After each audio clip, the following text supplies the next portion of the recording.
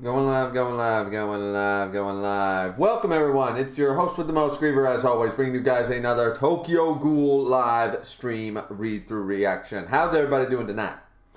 How is everybody doing on this lovely Friday where a tropical storm is going to rage its way through Canada? Or at least where I live. Anyways. It should just be a lot of wind and rain, but you never know. That's why we're starting to stream a little bit earlier today. I wanted to actually start a little earlier than even right now. But I got caught up playing Skyrim. Not like I've never played that before or anything, but I got really involved, really caught up playing Skyrim all day, and had a few work things, so it is what it is. Anyways, how's everybody doing? Let's check. Yeah, all right. Everything looks okay. Yeah, like I didn't get a whole lot of time to set things up, like the lighting and all that shit. I'll check the status on my video camera. We'll make sure everything's okay. We don't need that backlight, that's for damn sure. And as far as the gain goes, the exposure is locked, but it shouldn't be. Let's control the gain a little bit there. Let's lower that a little bit, at least for right now. At least for right now. That looks better. Not so bright and white and shiny, right? So yeah, this time we are going to be doing chapters 84 to hopefully, I believe, 95. We stopped at chapter 83. I thought it was a good time to end the stream because what we got to is that Heidi is he's now apparently an anonymous tipper for things going on in the 11th Ward. Of course, we know we saw him sipping the coffee before, all that stuff, you know what I mean? So I thought it was a good cliffhanger point to find out that the anonymous tip came from a part-timer now working in the 20th Ward for the CCG and all this stuff. So it's definitely really, really interesting. So I think, like, I was told either 83 or 84 was a good stopping point. I was sort of tired by the end of the stream, so I said, you know what, let's pick it up with 84. It should be really cool, right? And we already have 7 people in here and 5 likes. That's really goddamn cool. So thank you, everybody. Of course, we are going to do our obligatory, you guys all know the drill by now, obligatory 10-minute run-off time before we actually get into the read-through, but that's only, you know, T-minus 8 minutes, so no big deal. Checking the chat here, Caden is in here and says, first. Well, I would have went with, now you feel like number one. That's just what I would do, but, you know. Not everybody can sing so monotone like me, though. One Man Gang is in here and says, Sup, Griever, love the Tokyo Ghoul reactions, excited for this stream. Well, I'm excited, too. I'm pretty excited because I heard that this is a pretty good spot. The fact that I was told that you only have to go from chapter 84 to 95, that's only 11 chapters. That, to me, that means that a lot must happen in these amount of chapters. Otherwise, somebody would have told me go to chapter like 102 or something, right? So, very, very interested in that. One Nation Army is in here and says, aha, another glorious Tokyo Ghoul stream. That's goddamn right. You're goddamn right it is. So, but I'm glad that everybody's excited. I'm glad that we have 7 people in here and 6 likes. Oh, so close. Skin also says top 3 characters in Tokyo Ghoul. It says charters, but yeah, sure. I assume you mean character, Skin. Top 3 characters in Tokyo Ghoul so far. Yoshimura, Yomo, and Uta. There you go. That was easy.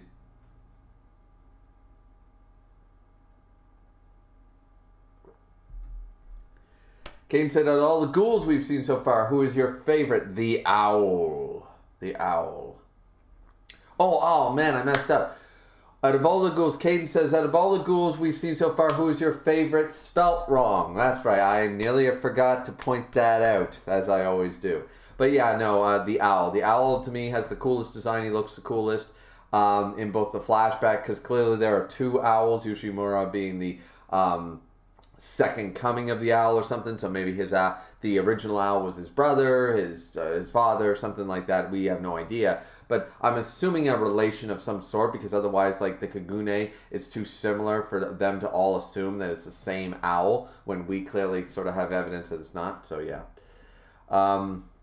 Skin said, was Banjo kicked out of the top 3? Oh, shit, that's right. That's right. Sorry.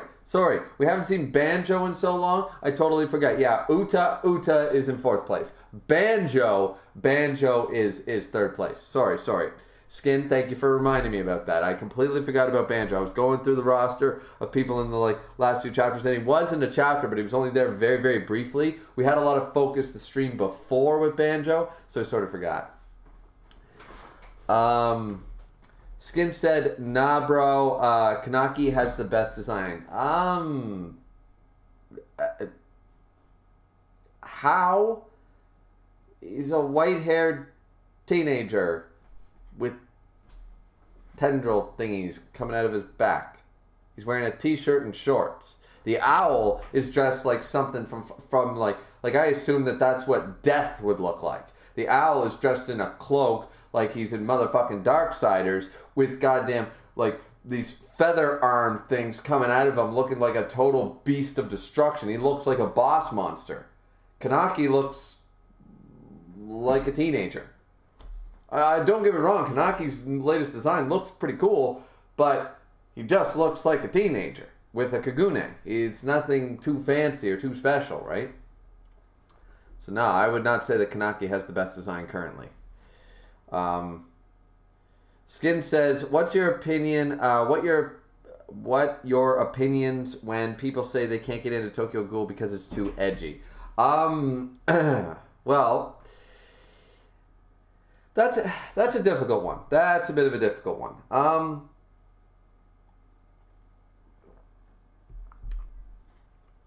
It all depends on how you view things, and I think that there's no exact formula for somebody to get into everything, right? Like a lot of people use like the 3-episode rule for anime. A lot of people use that rule, but some of the first episodes of anime are crap, or they're just not that interesting, right? So the 3-episode rule doesn't work for every single anime that may or may not be good. And some people do like the 1 chapter, the 20 chapters, for the manga and stuff. For me personally, I would say,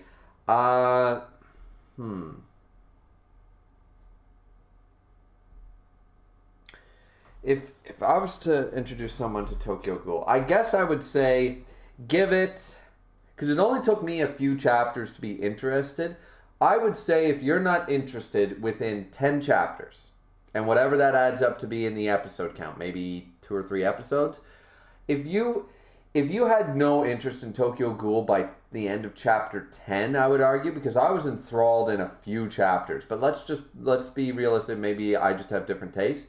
I'd say, yeah, if you're not interested in Tokyo Ghoul, you give it 10 honest chapters, and you don't like it, then you probably won't like the rest of it, honestly. So, because Tokyo Ghoul in the first 10 chapters is not nearly as good as some of the stuff that's later on, but you could say that about any show, right? Or any manga. So, I would say give it an honest 10 chapters, and if you still don't like it, then I'm not going to force you to read it, you know?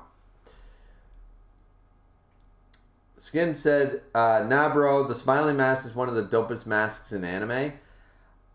No, I find it BDSM and creepy myself. Actually, it's the one thing I don't like about its design. I don't like the very BDSM looking fucking gimp suit look that Kanaki's mask is. I actually don't like it. So, but I mean, hey, we're not going to kink shame in this particular stream unless it comes up. But yeah, no. If you're into that, that's fine. You'd never catch me wearing that. Caden said, who do you think is more ruthless, the ghouls from Tokyo Ghoul or the aliens from Parasite? Aliens from Parasite. Did I even read Parasite? I don't think I read Parasite. I don't think I did. Which one's Parasite? Sometimes I get confused with ones that I don't. Parasite manga. The Parasite manga. Oh, this one. Oh, yeah. That isn't this one. Yeah, this is a really old one. Yeah, okay, yeah, I know Parasite. Yeah. I was trying to think of like something like New Age. I was like, is that a new one on Netflix or something that I haven't caught? No. Okay. I never did finish Parasite. I forget how many chapters I read, so I never really finished it. And I never watched any of the anime. But I thought it was a pretty good... As far as that, I don't know, because that's a long time ago when I read it. So, I don't know, actually. Right now, the ghouls are pretty brutal, so... Just look at Jason. Miss Content is in here and says, "Good evening, everyone. Welcome to the show." I ad-libbed that part, but I think it's fair. Skin said, "I'm pretty sure that the ghouls would destroy the parasites." I don't remember enough about Parasite. I just, once I saw the volume cover, and I'm like, oh, yeah. But it's certain things, like if you ask me details about Vision of Escaflowne or Sailor Moon or anything right now either, I'm not going to remember, guys. Ask me something about W Change, Yankee Kingdom Megami-chan, Great Teacher Okizu, whatever, you know. I'm not going to remember those details. I've got a decent memory, it's just that there's so many manga, right, that I've read. So, and some of them were a very long time ago.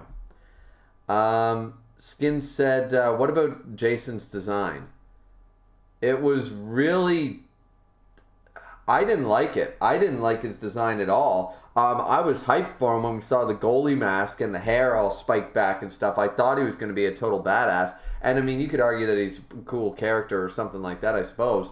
But I really didn't like the fact that we had Jason with his eyes too far apart, this big ass nose on him, dressed in a suit. Like, it just totally threw me, right?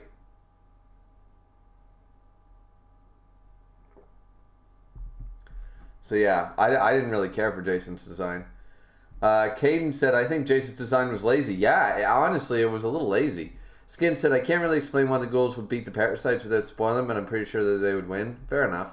Caden said, either way, it's going to be a good fight anyways. Yeah. All right. So we're past the 10-minute mark. Let's get started, guys. We are reading, of course, on Viz.com. Chapter 84, page 1. Let's freaking go. At the end of chapter 83, as we already talked about, that's when they talked about Heidi, or Hyde. I'm going to call him Heidi because I know in some animes that I have watched when it's hide, you know, like the English word hide, like you go and hide and seek. In Japanese, when it's a name, I find a lot of them go Heidi. You know, they pronounce the E on the end. So that's what I'm going to do for his name, just in case you guys are curious about my pronunciation. So Hideyoshi Nagachika, a second-year international study major at Kemi University. So it is. Now, we've been asking ourselves for a long time, and it seems he grew his hair out a little bit there, too. We've been thinking that potentially he is a ghoul. We're not 100%, but there is evidence to suggest that he might be a ghoul, that maybe he became a ghoul just like Kanaki did, though that would be a little lame. So he either was a ghoul before, knew Kanaki was a ghoul, but he knew something. There was something up, or maybe that was just a red herring to throw us off. Everybody can enjoy coffee and think it's bitter, right? So, so there is evidence for either or, and I'm really on the fence. I can see it going either way. Said you began working for the 20th Ward Office after applying for a staff assistant position at the CCG. Is that right? Yes. All right, so it's Murada there, or Maradu. How do you say that fucking name? It's Murad. Yeah, Murad. Yeah, sure. Did I do something wrong? So Heidi a little nervous there. That's what we're here to find out. And now we see a shot of them enjoying bento boxes together and a cheeseburger and stuff back in the day, Heidi and Kanaki.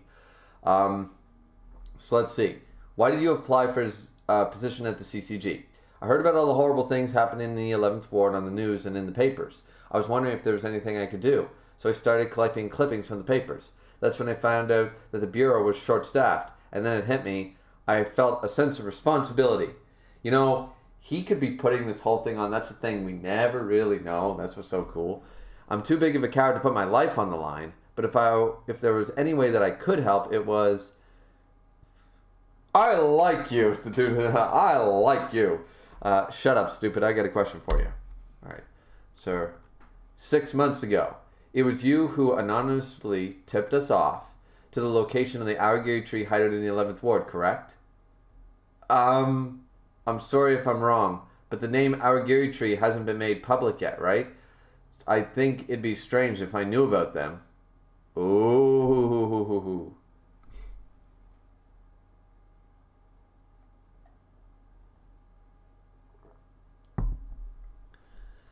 So they might have been trying to trap him there or something? An investigator, let's see where this goes. An investigator I eat lunch with a lot, kind of let it slip out. From the last chapter. Okay. So I knew that was the name of the Ghoul group in the 11th Ward. That's all I wanted to say. This kid. Well, yes, it was me.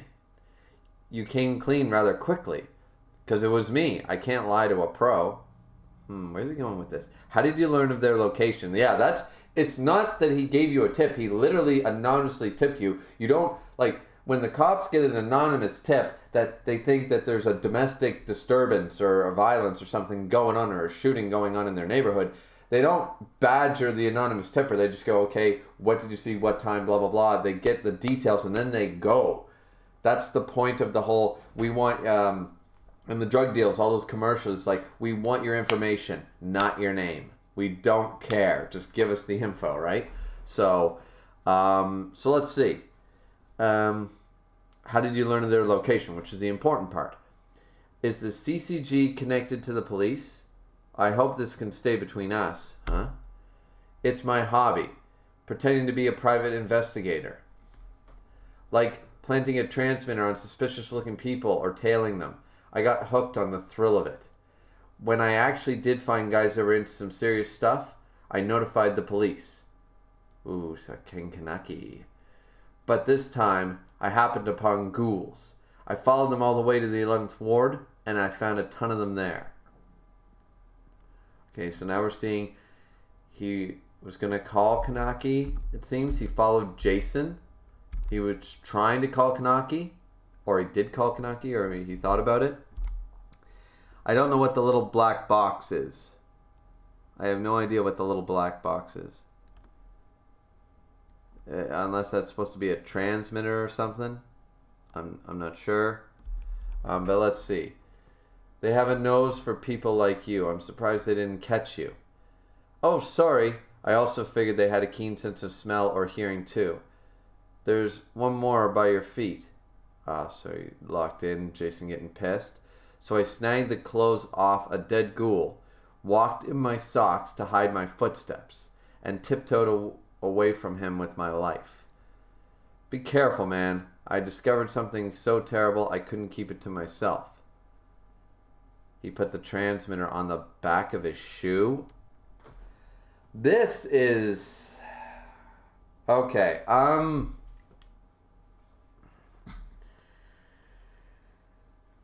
I'm not gonna lie, unless we find out that he does have some, like, knack for this shit, or he is a ghoul, and maybe he could figure this shit out. I find it a little hard to believe that he managed to not only get a transmitter on Jason, but Jason either didn't kill him or didn't notice. You know?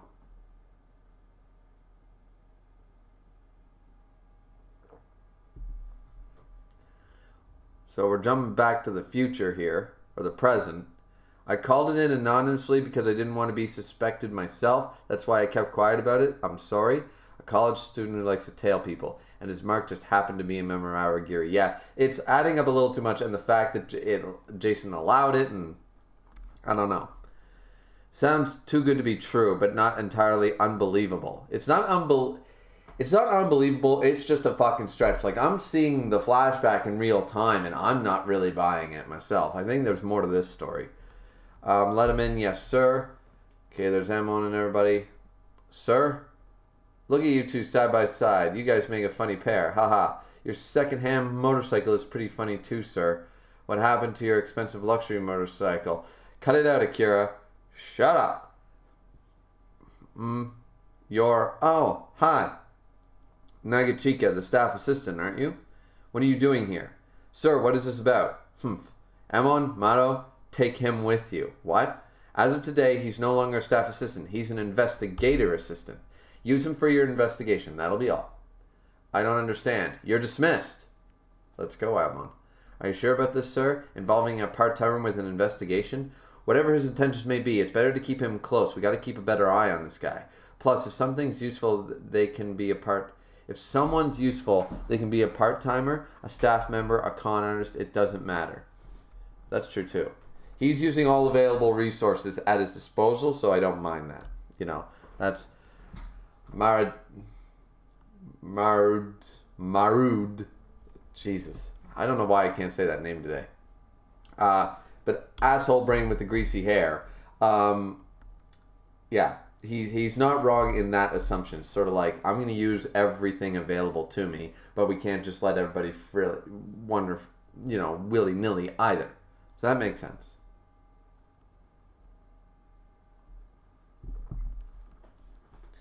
Nagachika, he could be useful to us. I don't know what's going on, but it's an honor. He may not look it, but Special Investigator can be shrewd at times. He must have his reasons. By the way, Nagachika, you hungry at all? Yeah, I was just feeling, how about you come eat with us then? Seriously? Oh, so now automatically you can check if they're a ghoul. Right, great. I know a great Chinese joint. All right, let's go. Investigator Amon's buying. Huh? You know this area well? Uh-huh, the 20th ward is like my backyard. So let's see. Well, that's reassuring. Gas, I'm so sorry. Okay, what's going on here? Oh, we're back to the cafe? I'm sorry. Hoito, how many times is that this month, you stupid klutz? Nishiki, you shouldn't speak to women like that. Just be careful next time, okay, Roma? Sorry. Wait, isn't that Nishiki's girlfriend? She working? Let's see. And Nishiki got a new haircut. Sort of looking a little bit more like the gourmet, but we'll see. Man, if only Toka would take more shifts. She's busy studying for the entrance exam. I see her at the library a lot. If you're not too busy, mind helping us, Iriam? It's my day off. I'm sorry. She's working really hard. Like she's a totally different person. Toka? That reminds me, I've got exams coming up too. You think you can help me, Nishio? N-O. But you have time for your girlfriend, right? Shut up. Wait, so that's not the girlfriend. So who is this person? I don't remember this person. I'm going to look that up because I don't know. Is this a new character? Because I don't know this person. Wait, Ghoul. Wait, Roman was a ghoul. I'm not seeing. I don't recognize her. Says introduced. Yeah, so I don't know who this is. I guess this is a new staff member or something. I have no idea. At first, I thought it was the girlfriend, and maybe she just got a different hairstyle or something of Nishiki. I mean, technically, I suppose a human could work there. You know, like if they already knew everything, like what would be the problem? But okay, so it's not the girlfriend. It's just a new hire, I guess. Well, Kanaki did leave, so it makes sense. I was just making sure I didn't know the name, but it said introduction, chapter 84. So there you go. Oh, did you hear about the restaurant? The restaurant? The Ghoul restaurant, shrouded in mystery and surrounded by dark rumors of human trafficking and torturing humans for sport. It was wiped out overnight. Guess who was behind it? It was none other than One-Eyed Kanaki. That's his new name. One-Eyed Kanaki. They say he took down like 100 ghouls by himself. Isn't that crazy? He's so amazing. Okay, so she's obviously a fangirl of Kanaki. Maybe, does she know that he used to work there? Let's see. Kanaki? Huh, amazing. Kanaki, huh? I remember how he used to look up to me as his mentor. Can you teach me how to brew coffee? Really? Wow. Okay, so what was his name? What was this dude affiliation? The, like, the dead man's ape or something like that? Like the dead ape is about to go wild again or something?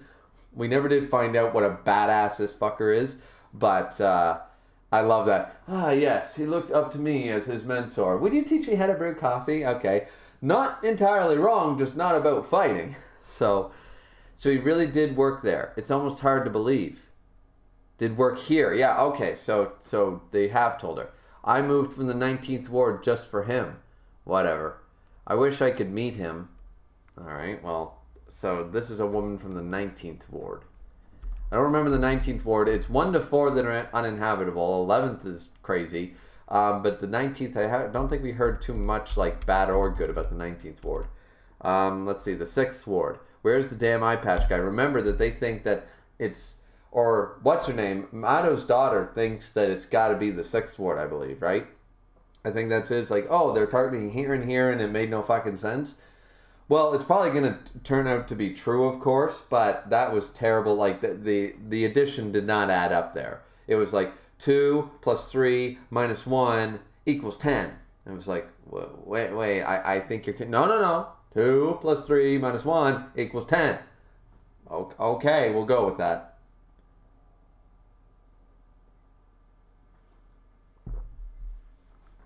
So let's see. So we're in the 6th ward. Why are we waiting for that outsider? We're all here. Let's get this started already. So we see some punk-ass bitch. I need to find out what happened to Shachi after that attack on the detention center. I can't be wasting my time here. We still have a few minutes. That punk always shows up at the very last second. Who does he think he is? But he's never been late. He's a newcomer. He should be here before any of us. You need to relax. Are we going to be late? We might be. Don't worry, we'll make it on time. Okay, so this is a group. We have a few people here. They're clearly the upper echelon or something of the Ghoul, society, the Ghoul situation, what have you. And apparently Kanaki's the newcomer to the group, but he's always like, I make the rules. It's the rules, So let's see. We're late because of you, Tsukiyama. Haha, Monsieur Banjo. Oh, Banjo's back. Wonderful. A gentleman is never late. Banjo. Nor is he early. He arrives precisely when he means to. That doesn't fit the gourmet at all. Well, you should be. You know what? I ain't no gentleman or monsieur or banjoui. These costumes didn't matter. It's not a party, says Kanaki. No. Anywhere you travel becomes a party, Kanaki. About time. See? 12 seconds early. I'm sorry we're late. Scratch. Okay, so we have the gourmet. Of course, we already knew that this was the crew, but it seems like he's not too much of a crazy badass.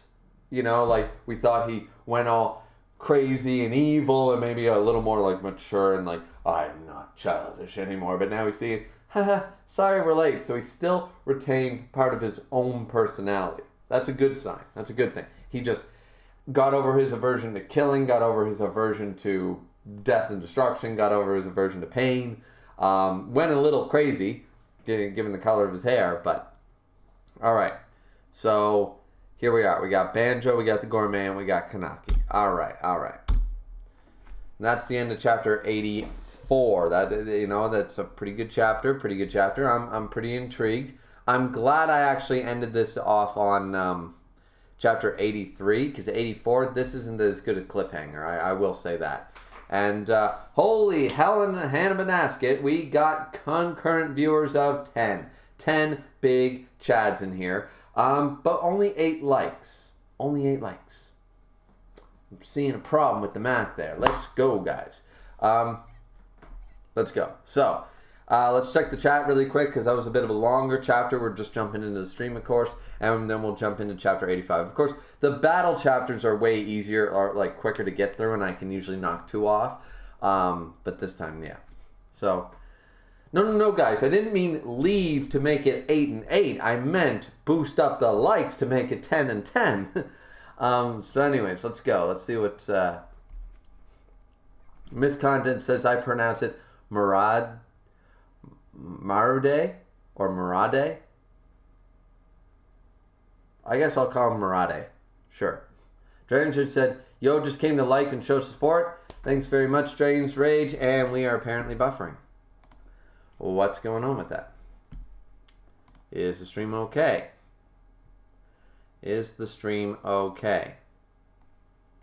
Apparently it is. It's just buffering, apparently. Alright.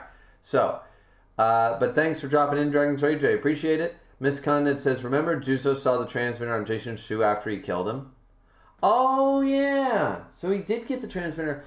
God damn it. But still, the fact that he pulled that off is sort of unbelievable, realistically. It is a little unbelievable, not going to lie. And yeah, we got big 10 likes. Thanks, guys. So yeah, I did forget that. I truly did forget that the transmitter was seen by Juzo on the bottom of Jason's foot. That being said, I think there's more to the story. I just don't buy it. It seems too easy to get the drop on someone like Jason where he doesn't kill you, you know? One Nation Army said that little thing Giselle pulled off Jason's shoe was the transmitter. One Nation said, oh, never mind. 88 is in here, says, sup 88, how you doing? Miss Kind of said, I think Roma is new. Yeah, apparently she's a newcomer. I just quickly typed in her name, first appearance, her name, and it said right there, first page, chapter 84. It was right there under Google Answers, so it was pretty easy. I just wanted to make sure. Let's see. 88 said, Nishiki's girlfriend is Kimi. This is a new girl. Yeah, okay, gotcha. Gin and Tonic, great name in here. Had the message deleted by Misk, so clearly a spoiler. Don't do that. 88 said, and don't look up characters, please. Only thing you will find are spoilers. No, guys. I know how to avoid spoilers. I've done that. I've been doing this many a time. When I'm curious about something that I'm reading personally or on stream, you just have to type in the exact question, and you never ask a question that would be potentially a spoiler. Like, I'm not going to type in Heidi, and look up his character profile to find out that he's a ghoul, right? Or that he's a human, because that's a spoiler. So you just type in first appearance. If you type in first appearance, Google Answers should come up first. I've set my preferences that way, so it'll just say, like, you get a whole list. The same with TV shows and everything. At what time did this person appear? And you only get that information. So don't worry about it, 88. Not spoiled. Miss Khan said, I'd recommend not looking up characters in case Google spoils you. Usually we in the chat will answer you almost immediately. That's true too. Gin and Tonic did point up at that. And that is fine, guys. I'm just letting you know I've done this many times. Don't worry, I'm not going to get spoiled. And if I have a question and it's not something I can look up, but I'm confused, that's what you guys are here for. But yes, you're also here for that, so I probably could have done that too. And I usually do. I just wanted a quick, Skin said, the return of Banjo, the return of the third greatest character in Tokyo Ghoul. Haley says, hello, Griever. Hey, Haley, how's it going? Skin said, in the anime, Kanaki didn't really show those little shows of his old personality. He was just in his new white-haired personality from then on out. Well, that sort of sucks. Haley said, how are you? In bold caps. How are you? I'm doing well. How are you? Ms. Condit said, the more I learned about the anime, the more I realized why people hate it. There you go. Haley said, sorry I had to miss an hour. No big deal. It's only been 32 minutes. You didn't even miss shit. 88 said, damn, that's big brain. Big brain moves. Skin said, part 1 of the anime was actually great, even though it changed a lot from the manga route. I had its problems. It was just okay. It wasn't terrible, just okay. Ri, on the other hand, was god-awful. I have heard that Ri is actually, it's worse than Tokyo Ghoul as far as a manga, and as far as an anime, everybody hates it, apparently. So, anyway, that being said, we're caught up with the chat. We got 10 beautiful likes. We got 10 people watching. This is doing well, ladies and gentlemen. This is a good time. And so far, it's still the calm before the storm. So I don't expect I'll lose any internet or power, but you never know. High winds, power lines. As an electrician, I can tell you right now, it's not the rain, it's the wind that does it. So, yeah. But anyways, let's jump into chapter 85. So here we do. We got the gourmet who, I guess, put his mask back on. Or maybe this is a flashback. Yeah, it's in black, so I guess it's a flashback. Madame and Monsieur. Well, it's Madame and Monsieur. But anyways. Ladies and gentlemen, I've once again arranged an unprecedented feast for tonight's banquet. We can't have an incident like the last time, Mr. M.M. Oui, not to worry. I'm so excited. Without further ado, please allow me to present you tonight's dinner. Ladies and gentlemen. Who's that? He's not dressed appropriately. Does he have gray hair? It is you! Oh, that's cool. Chapter 85, one eye. So that's how they took them all out. The ghouls that were freed from Kokelia during the Aragiri attack included 37 from level A, 5 from level S, and 3 from level SS. But by the sounds of it, we don't even know if there are any captured triple S. Still, the 8 that are concerned are the 3 from level SS and the 5 from level S. Those are concerns. 37 from level A, concern for the human population, not too much a concern for our main cast. But let's see. I have an informant gathering. Finer details on the freed ghouls from level SS. Let's see. The chance of a ghoul, I don't know when... Is it the gourmet talking? I can't tell, so I'm not going to be able to do the accent. Which is terrible, I know. I'm doing a very French accent, you know. But the chance of a ghoul calling himself Sachi having escaped from level SS is quite high. Why should I believe you? This informant of yours, who is it? How do you get that kind of info? I cannot reveal my source. What? However, we and the 3 of you from the 6th Ward share the same interest. As comrades working hand in hand, I would be so boorish as to lie to you. If Sachi was freed, why hasn't he come to us yet? Our boss is... They're looking at... Okay, so Sachi is apparently their boss. The boss of the 6th Ward, probably. A double S. That makes sense. And now we're starting to... It's sort of like the crumb. Oh, yeah. It's all coming together. Because, as I've always said, the reason the 20th Ward is safe, nobody fucks with Yoshimura, who's a triple S. And by the sounds of it, the only triple S we've met. Yomo is probably one of the strongest, and Uta are apparently 2 of the strongest double S's. So who the fuck would fuck in the 20th Ward knowing that they're there? So, yeah. Let's see. If Aragiri's purpose was simply to strengthen themselves, perhaps they are trying to soften him to the idea of joining their group. Sachi's an honorable ghoul. He won't needlessly kill or lose his cool like an idiot. He would never join those guys. That would be a problem then, says Kanaki. How so? If he won't obey them, they'll eat him. There's a rumor saying cannibalism strengthens ghouls' powers. A rumor? You know it yourself. I'm simply speculating. I hope that isn't the case, but... Sachi, no. Matasaka Kamishiro. The 11th, 17th, and 18th wards. By retracing Rise's steps before she got to the 20th ward, we arrived here at the 6th. We made an unexpected discovery here.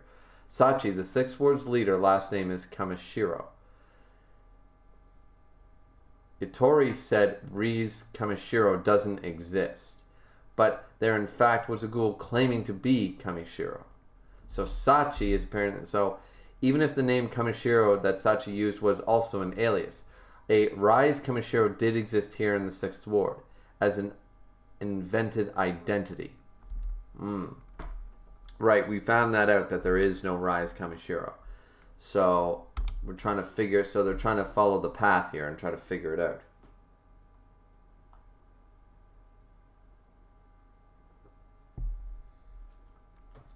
The chances of Sachi, who was detained for years, escaping the detention center are high. If we find Sachi, we may be able to uncover Ri's true identity, and also get an idea of what Kano's plans are. By the way, Kanaki, alright, it's the woman with the beehive. The investigators have been unusually active recently. The ghoul restaurant in the 7th ward, where sadistic ghouls are known to gather, was recently the site of a massacre. It wasn't you, was it? No. Jesus. They guessed everything. Well, that was stressful. The 6th ward guys are perceptive. Damn right, they know the truth. The Sachi ghoul must have taught them well. They're also quite strong individually, too. It's getting late. I need to get back. I promised I'd cut Hinami's hair. Hinami's with them? Wait, what? Ichimim and the guys should be keeping her company. So I don't think she'd be too bored. But who were those ghouls at the restaurant? They... Wait, what? It wasn't Kanaki?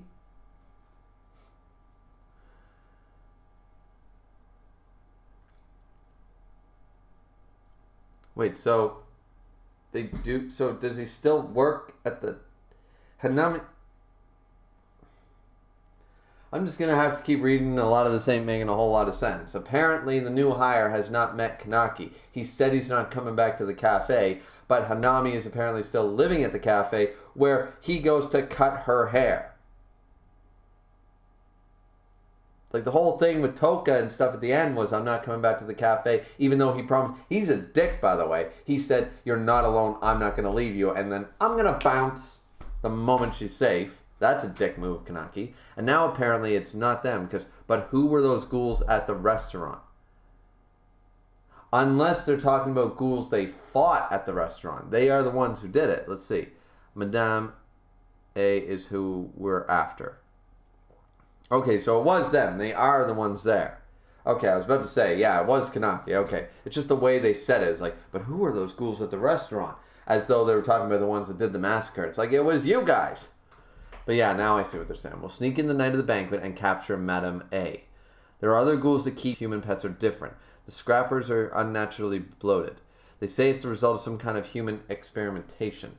Maybe a human who eats ghouls or something. Somebody was hired by Madame A to perform such a procedure. It could be that Dr. Kano you're looking for. Are you sure about this? Isn't she a friend of yours? You won't trust me unless I sacrifice something, will you? The gourmet. I guess I won't have to hold back then. We can't let Awagiri get their hands on Dr. Kano. You guys are ready? Only bad would come of that? That's why. I need to find him first and find out everything he knows. Once again, Kanaki, if you're into the BDSM gimp suit look, he's got the emo look down, absolutely. I find he looks more badass in the suit and tie, honestly, or just a plain black t-shirt. Like, he would look cooler. Like, this Power Rangers gimp suit thing is not doing it for me, but whatever. Especially with the mask. The white hair is cool, though. That mask. One Eye. We're tonight's feast. Mr. Très bien. What is this? Jumps up. The master wishes death for you all. Anybody who toys with people's lives is the same as the Arigiri. You're a nuisance. I mean, he does look menacing as fuck. I'll give you that. And here we go. Gas run. Everyone's all with their masks. You're not going anywhere. The janitors? He's huge. Oh, Banjo keeping them in. Holy crap. Madame A. Looking for her. Found her. Bam. What's going on? Out of my way. And it's two hooded people with... Ooh. They stopped Kanaki's attacks. Those can't be the brothers. The brothers died, didn't they? The brothers were killed. But they sort of... The same idea as the two brothers. The Bim brothers or whatever. They stopped it, Banjo. They blocked Kanaki's attacks, as the gourmet. Just like Father said, you showed up. One Eye. Okay, so another pair of brothers or twins or whatever. So bam, now they're attacking. This Kagune is. Kanaki, we need to buy some time, Shiro. You got it, Kuro. Run, old lady. Old lady? Huh? Mommy! The madams. Bam. Cuts them up. They're Kagune. Are the same as mine. Oh, the Kagune's the same? So it's Rise Kamashiro's Kagune? Just, like, again? What the hell? It's clear now. Like Tatara and Yamuro said, Kano's experimenting. He's using Rise to make. Ah, right. So Kano's using bits. It wasn't just, he took all the organs of Rise. Let's see.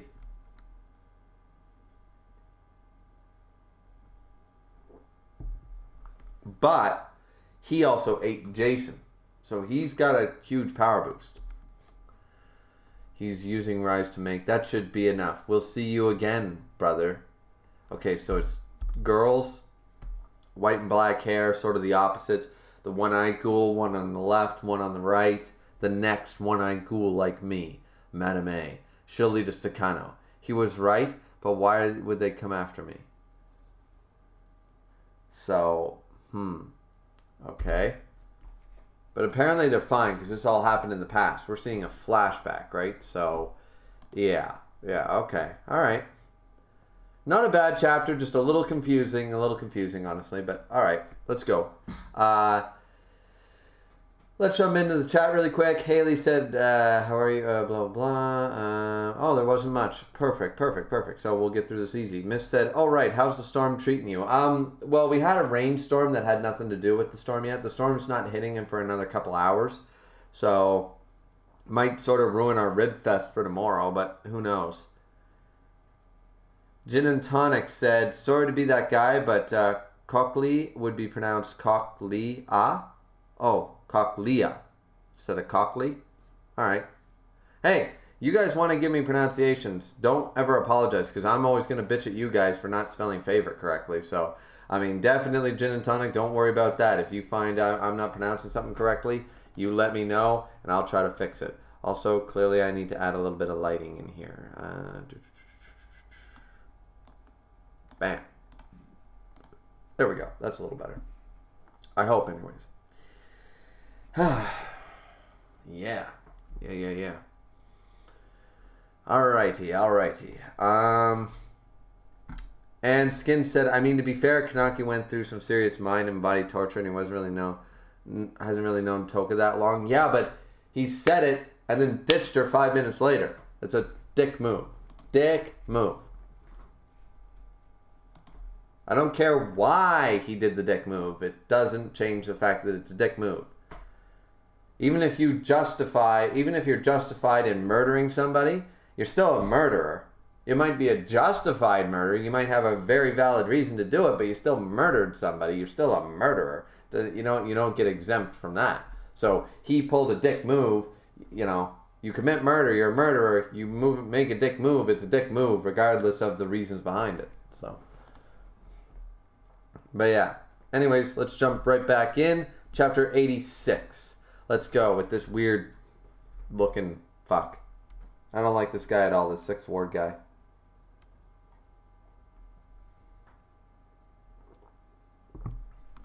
So we're back to the future, or back to the present. Let's say Kano and Madame A are connected. What's our next move? I'll stop by Helter Skelter. Once we have enough information, okay, that's pretty cool. On Cochlea, maybe Itori will help us. She didn't tell me anything last time. So a rematch of sorts. I'll make sure she gets us the information we need.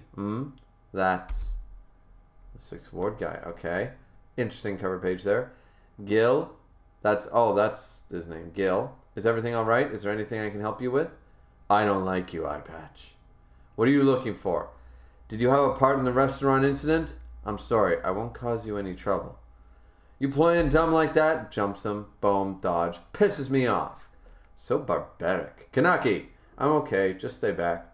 Do I really need to fight you? Damn right you do. And then, great. Oh, takes like mud or oil or something right in his eye. Dirty bastard. Shut up. There's nothing dirty in a fight. It's true. I'm sorry. There's nothing dirty. Oh, who said that? There's no such thing as playing... You like somebody complaining you're playing dirty in a fight. There's no such thing as like dirty in a fight. It's a fight, It's not a duel. It's a fight. It's a brawl. Like an honorable duel is much different from a street fight. In a street fight, anything goes. That booger face. Don't worry, Banjui. Even when covered in mud, Kanaki is beautiful. Dodge. Okay, that's pretty cool. My vision's blurred. Is he dodging my attacks on instinct? Then how about... Thump? Of course. You're going to try to trip him up. Hits him. Punches up. One eye my ass. He ain't. Grabs him. Got you. Oh, he took the hit intentionally to... Whoop-bam! Judo! Check. Yes, he's got him in mount position. You little... Looks down on him. Boom.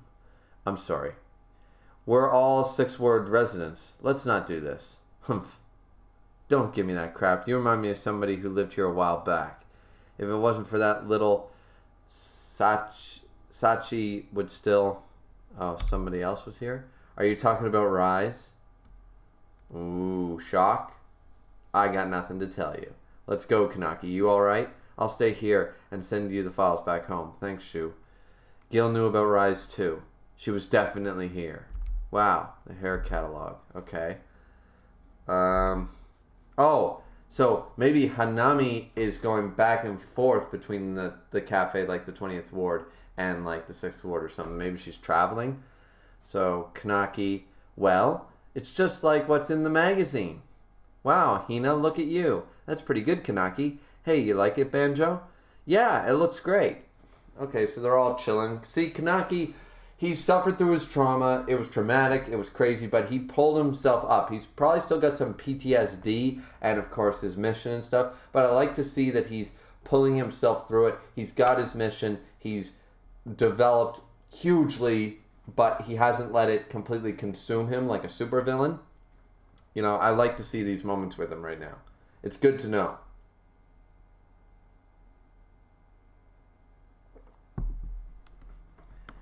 Let's see. Hey, Kanaki. Shu sent over the files. Good. She's so dependable. Hey, Kanaki, can you help me study?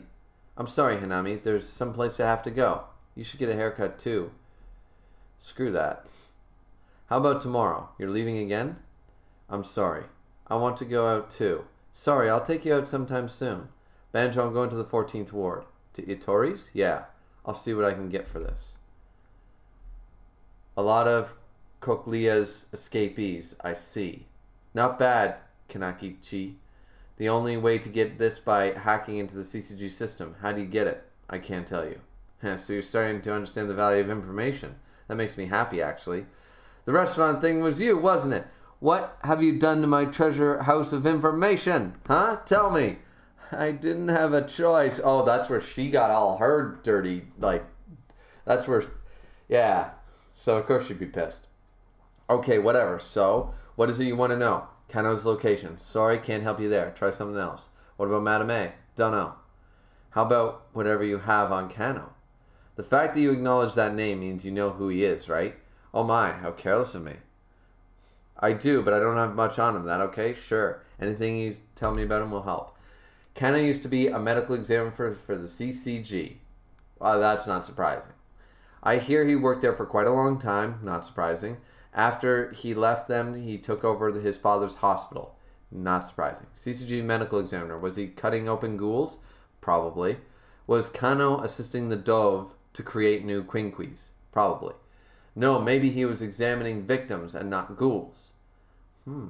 But it was because he had the expertise and tools to dissect ghouls that he was able to translate Rais Kakuo into me. But why? Right, because he did the transplant, but as we found out, it wasn't really a liver or really a kidney. It was the box. It was, what's in the box? Rises Quinqui, or Kagune. But what's in the box? And in that box was, so, but wait a minute now, wait a minute. At first we thought it was just organs, but then how did he split it? Well, by this logic, he clearly knows a way to, like, multiply or some Dr. Vegapunk bullshit and able to, like, synthetically create Rise's, the box, the Kakuo, because we have multiple people now, the two twins that showed up. So he couldn't have put the whole thing in Kanaki because then the other two wouldn't have had the same, so he must have studied the victims and ghouls and how to dissect them and utilize them for years, which makes a lot of sense as to why he would, okay. He turned me into a ghoul and even created other ghouls. He's got a reason to hide even from Arigiri. What is it?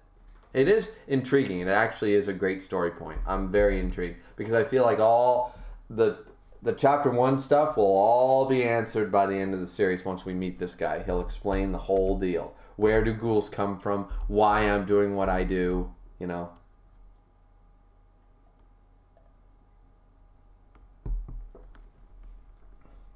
Okay, let's see what you got from me. Haha. The Doves lost 3 double S's. They can't be happy about that. An interesting bunch. 6 words Sachi and even a clown. Clown?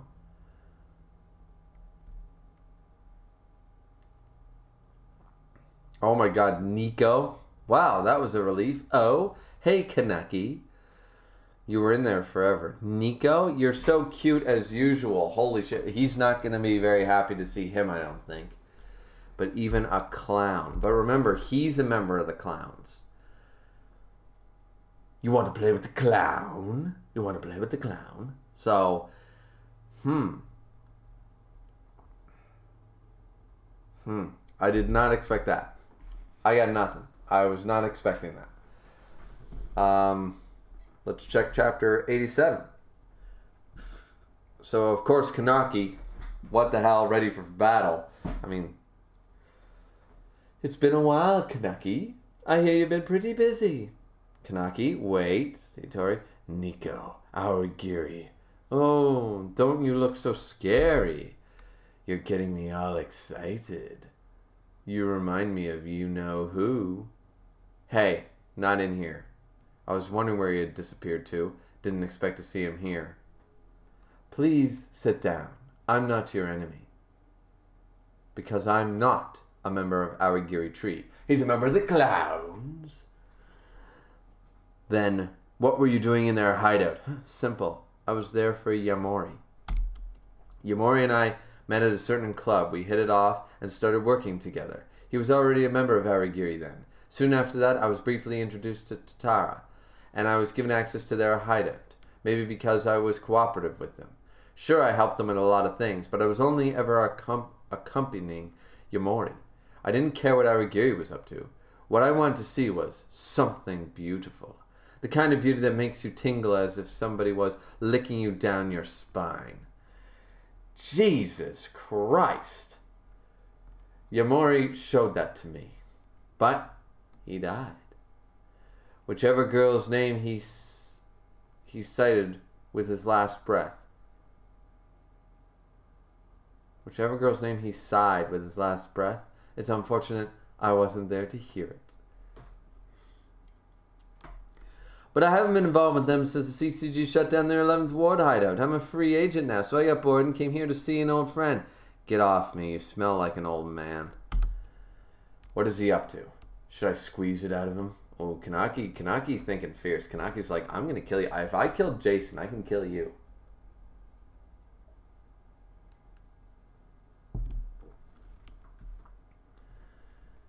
Kaneki, take it easy now. Relax. He's going to think I'm in cahoots with those guys because of you, Nico. I'm not trying to defend this guy, but honestly, all he thinks about is guys. If you don't trust me, I'll tell you everything I know about Awagiri. The Awagiri Tree is a group composed of violent ghouls led by the One-Eyed King. I don't have the complete picture, but many of them came from the great Tokyo Underground 24th Ward. Who knows, maybe the One-Eyed King is from there too. There are more of them besides the guys at the 11th Ward hideout. The 11th Ward team was a decoy. The other team was sold to the detention center. You knew that already, right? It was Yamori's job to lure the CCG to the hideout.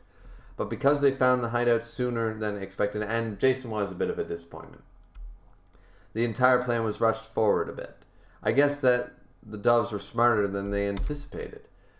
Why are they after Kano and Rise? I don't know this Dr. Kano or Rise, but if they're able to capture one of them alive, Yamori said that they'd be the key to the Awagiri Tree's ultimate objective.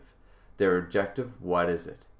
According to Takerachi, smoke out the lair. Their objective is to smoke out the... Oh, smoke out... Sorry, I read that as lair. Smoke out the liar. Smoke out the liar? Who's the liar?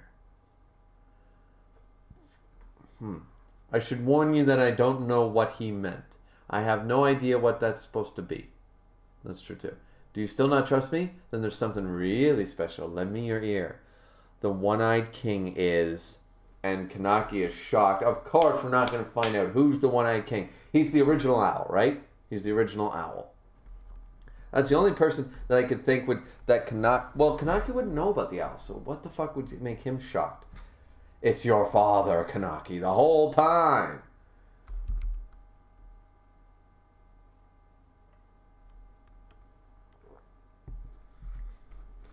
So they're still in the bar.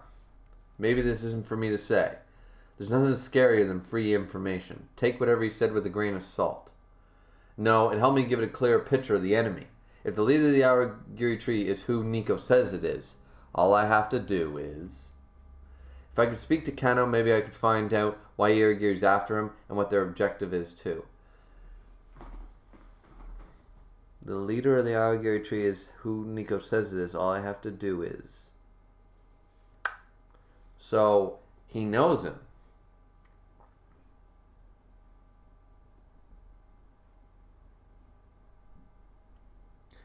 The only one...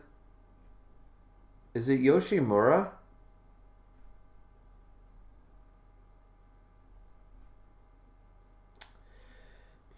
What would be the point? Is it Yoshimura? It was somebody that Kanaki knew. And I said the owl, the original owl. But he wouldn't know about the owl. It's not Yomo. It's not Uta. It's not the gourmet. And why would they... It can't be Kano or Rise, because Rise is dead, first of all. And, I mean, from what we understand, but I don't know how the fuck there are 3 of her Kagunes running around. It can't be Kano, because why would the Awagiri tree be looking for Kano if he's the One-Eyed King, if he's leading them? Who else? He doesn't know any of the CC. Maybe Toka's dad, maybe Arata, maybe Toka's father. The only 2 that I can think of right now would be Yoshimura, and maybe Toka's dad, because it's somebody that Kanaki recognized the name.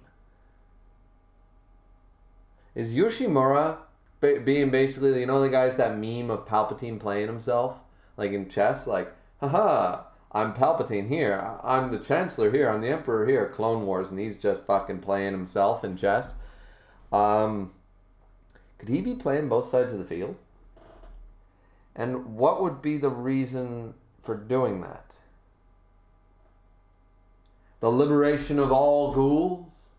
The destruction of all ghouls? Maybe this is Attack on Titan actually done right. Who knows? Let's see. Either way, my 2 candidates right now is Toka's dad and Yoshimura, though the most likely one is Yoshimura, but I don't know. Somebody knows.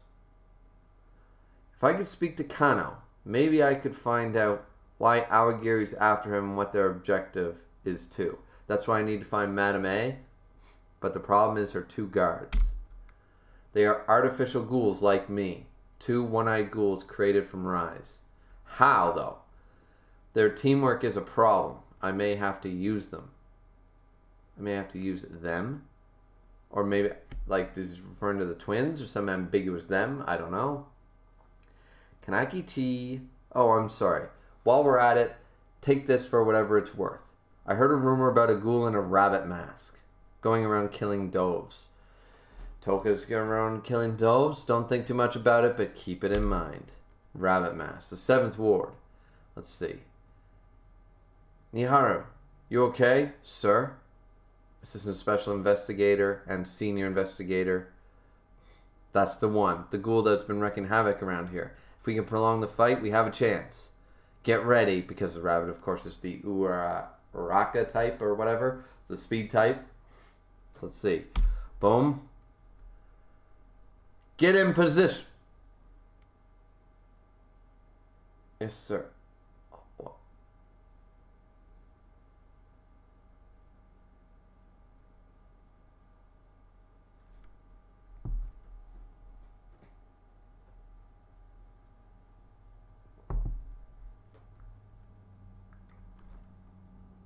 Now that's a panel. That's a double spread. Holy shit. Toka's evolved. Rabbit. Or it's the brother. Still. Jesus Christ. Okay, so we'll move on to chapter 88 here in a minute, ladies and gentlemen. We'll check back with the chat really quick. Let's see.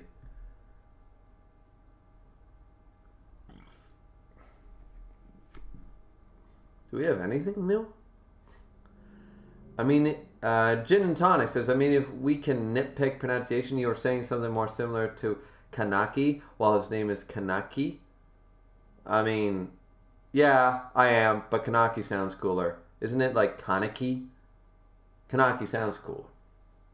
I think it is Kanaki is the real name, but I just always call him Kanaki because I think Kanaki sounds better, in all honesty. But I appreciate that. I do know that one from like Misk and other people, but thanks for the confirmation there, Jin. I appreciate it. Haley has a deleted message, and that's okay. I guess we're gonna move right along, ladies and gentlemen. Okay. I mean, we are an hour into the stream, but we are also on chapter 88 already. This is gonna be a short ass stream. Not that I mind necessarily. Not every stream needs to be 4 fucking hours either. I can go back to playing Skyrim anytime.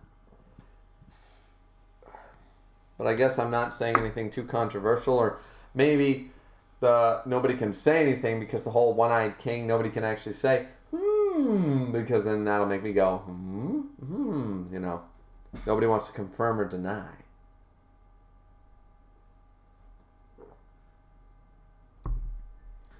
Alright, so let's see. Chapter 88. Banjo just got thrown across a roof. Bam! Get up. Okay. Is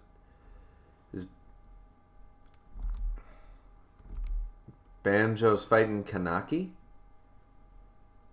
I think it's Kanaki. Are they training or something? Get up. No, maybe it's not Kanaki. It's got a Jason sort of mask, hockey mask on. Now I'm led to believe it's Kanaki because it's a Jason mask.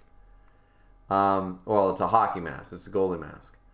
Come at me for real, or do you want me to kill all your friends? Yeah, this is training. This is totally training.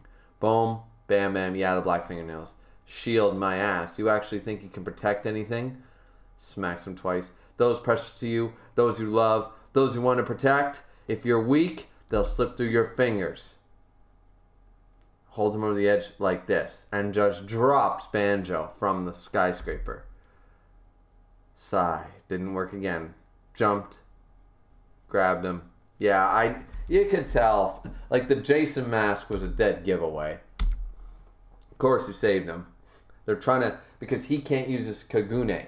They're trying to, because Banjo, he's tough, but he can't use his ghoul powers. If he could use his ghoul powers, he'd probably be fucking strong. And it'll be some shield-ass version, won't it? It'll be that rare type or whatever, where he's got the ultimate shield sort of idea. When he finally unlocks it, let's see. That was the 88th time. You lost again. Gotta admit, I suck, says Banjo. If you get up close to their hips, it'll be easier to strike them. It's getting late. Let's call it a night. Huh? Wait, not like this. It's embarrassing. Whoa! Got you real good, huh? Ow. Kanaki. I'll leave your towel right here. Thanks. So, did you put up a fight at least? Not at all. I can barely defend myself. Can I go next time? I don't want you to see Kaneki like that. She must be so lonely. Yeah, Hanami. She's not even old enough to be on her own. She's already lost both her parents. Hey, Hina. Why'd you leave Ayato's sister's place? For Kaneki. When I was with Toka, I didn't feel as lonely. Just being with her put me at ease. I can't do much, but I can be there for someone. So I want to be here for Kaneki. Like Toka was there for me because... Alright, see, now you ruined it. I like Kanaki as a better thing. Gin and tonic making me pronounce things correctly. You know, I'm supposed to teach you guys proper English, not the other way around. My chat has... You pulled an Uno card on me, the reversal card. I activated the chat's trap card. And now I can't get it out of my head. Every time I see it now, I don't want to say Kanaki. I want to say Kaneki. Shit. You fixed the pronunciation. I hope you're happy with yourself, Gin and Tonic. I hope you're happy.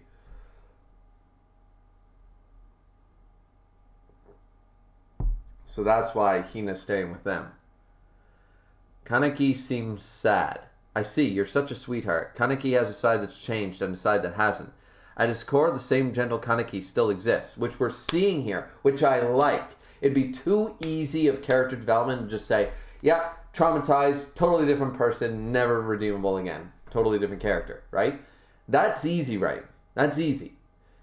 This is three-dimensional character writing, where the trauma has affected him and a lot of his decision-making and how he behaves and how he goes about situations, but at his core, he's still him.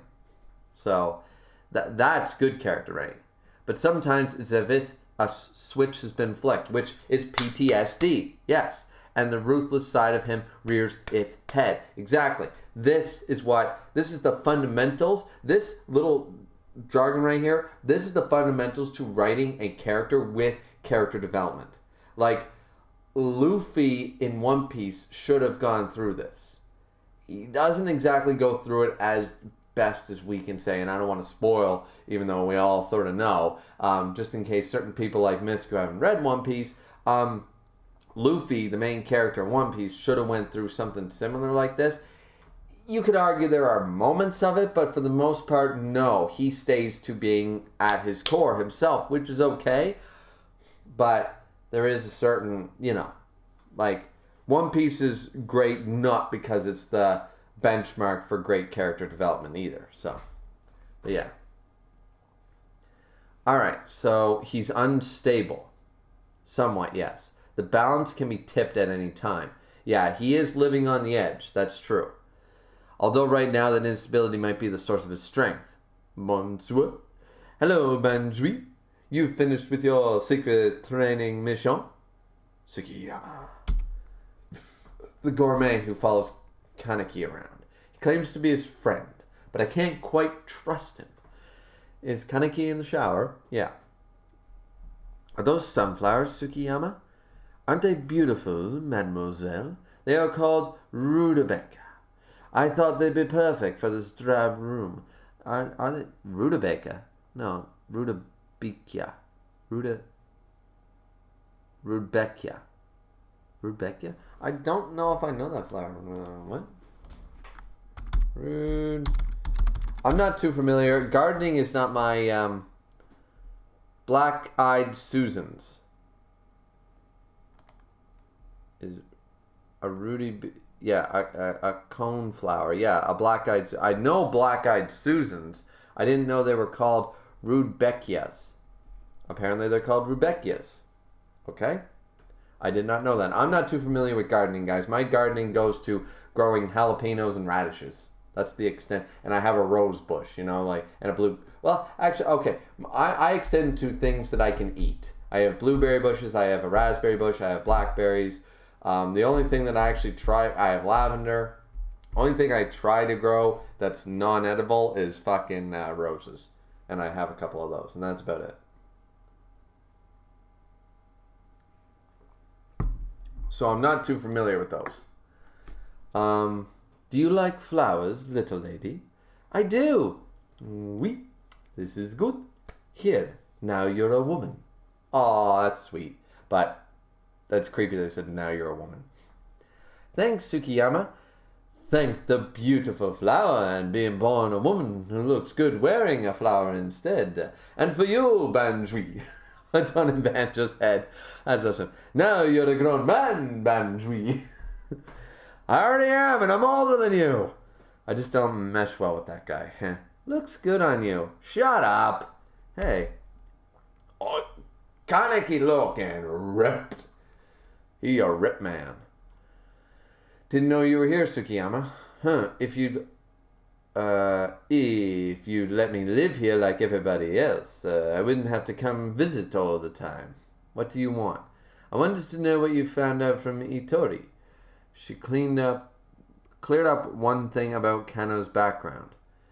A medical examiner for the CCG, He's sounding more and more shady. But I couldn't get any information what would lead us to his location. Do you have any idea which ward Madame A is from? Most of the patrons of the restaurant, including me, are from different wards, so I have no idea. I see. By the way, Banjo, Were Tatara, Ito, and Noro always together at the hideout? Yeah, I'd say so, except when the Doves raided the place. Why? Oh, something's just been bothering me a little. They were all together. Kaneki, if I don't know who's talking. I think it's Gourmet. Kaneki, if I may suggest something. How about we visit the 20th Ward? Cairo General Hospital is his base of operations. We may find something that could lead us to help him. Oui. True, I haven't been to this hospital since my accident. I was actually thinking of visiting the 20th Ward too. There's something I want to check out. Rabbit mass, dove killings, thinking of Toka. Oh, it's July. Hanami, do you want to come with us? Really? Just stay close to me, okay? Okay, alright. Let's go to the 20th. The 20th Ward is safe, so bringing Hanami is totally fine. That's fine. That's justified. I'm good with that, right?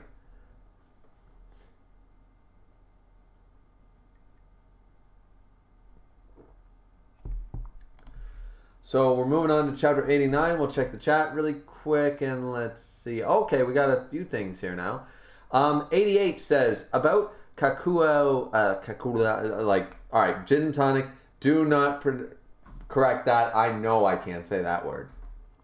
And making more one-eyed ghouls. If you remember during the Jason fight, he mentions having multiple Kakuo. So Rise might have had multiple. Okay. Problem solved. Thank you, 88, for that information. I totally forgot that.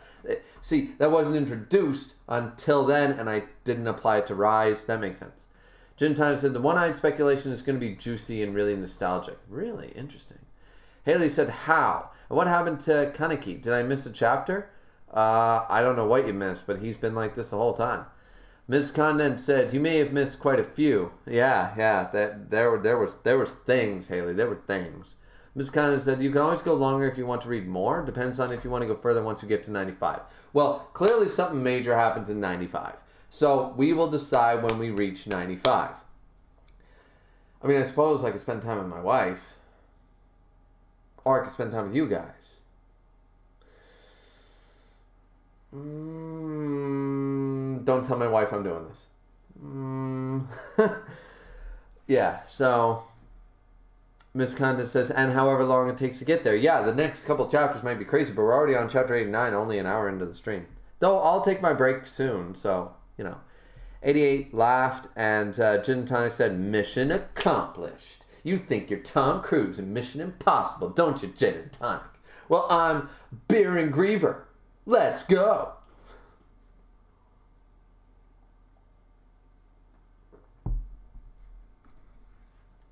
But yeah. We can probably get through chapter 89 before I take my break. Alright, so let's jump right back in, ladies and gentlemen. Chapter 89, now that we caught up with the chat. This room has got me stuffy as fuck, like for the last few streams. Have you guys noticed that? Like, I'm constantly stuffed up now. It's very annoying. Because it makes me all nasally and I get all that frog in my throat shit. It's quite annoying, actually. It's got to be the room. It's got to be the summer allergies and all that shit. It's got to be the pollen in the air and stuff. This room doesn't get a whole lot of airflow where I block the main vent coming in with the computer. So it doesn't get a lot of airflow. The door is left open all the time, but maybe if I open the window. Yeah. Hold on a sec, guys.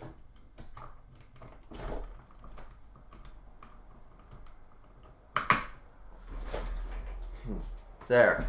I opened the window a little bit. If the audio from outside makes it unbearable, let me know. And then I'll close it. But a little bit of good airflow never hurt anybody. It's not raining or anything yet, so I think we're good. So, chapter 89. Kano General Hospital. Excuse me. I'm experiencing abdominal pains. Okay. Why would he say he has a stomach ache, acting so relaxed like that? I guess he's calm. It's better than acting suspicious. Kaneki dyed his hair?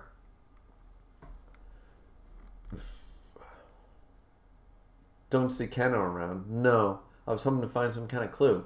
Haven't seen him with black hair in a while. It's just a wig. Oh, it's a wig. I wonder why wouldn't he dye, like, does he want it? Don't get me wrong, the white hair is badass, but does he want to keep the white hair? Like, why wouldn't he dye it back? You know? It's just a wig, it's kind of hot. Let's let Shu do his thing. We can check out the other areas. Is that you, Kaneki?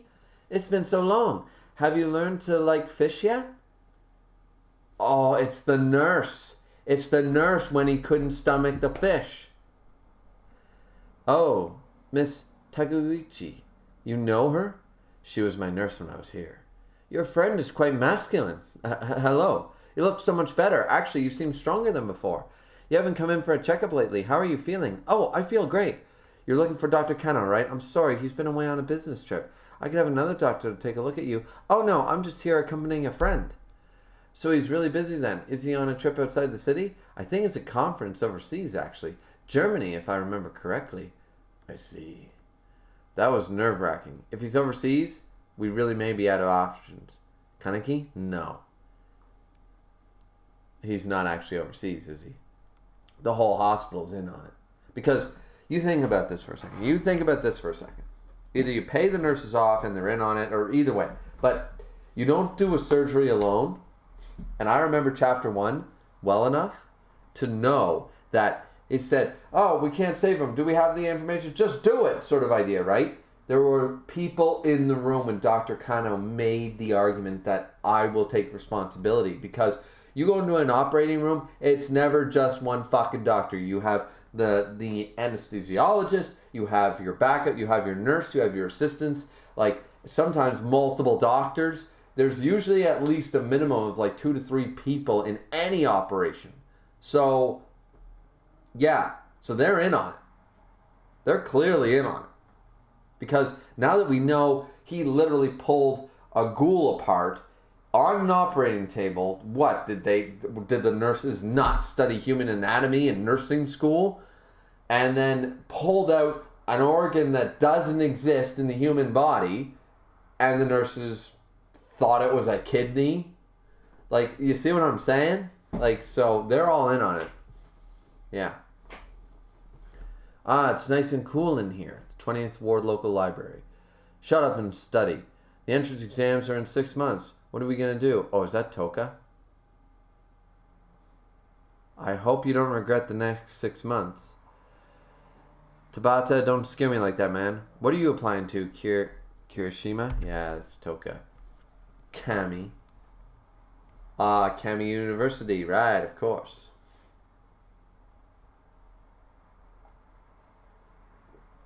She's got longer hair. She's looking pretty. Kami, you sure choose a hard school to get into. Which department? Science. Sorry to say this, but you're not getting in. Shut up. Toka's absolutely awful with liberal arts, but she gets the same kind of grades in science as you, Tabata. Yoriko, shut up. I know somebody who goes to Kami. Worst comes to worst, I'll have him steal the test for me. Catch a cold? That's so wrong. Wait.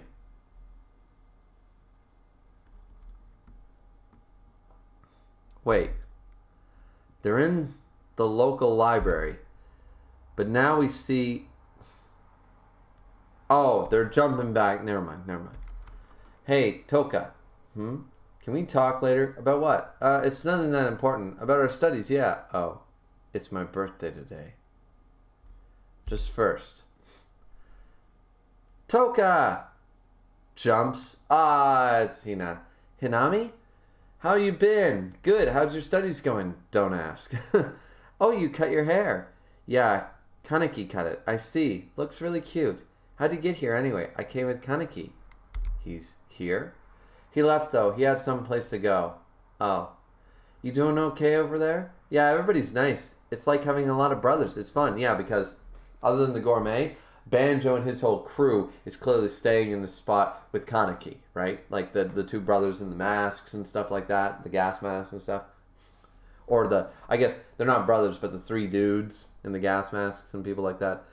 But I miss you, says Hina. Hey, Toka, do you want to see Kaneki? Toka looks.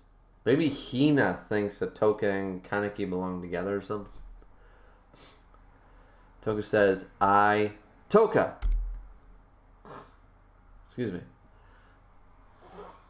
Jesus Christ, I guess the window opening isn't helping too much.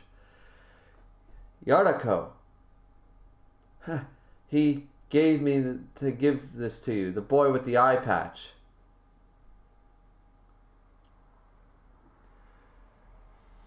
Okay, what the hell?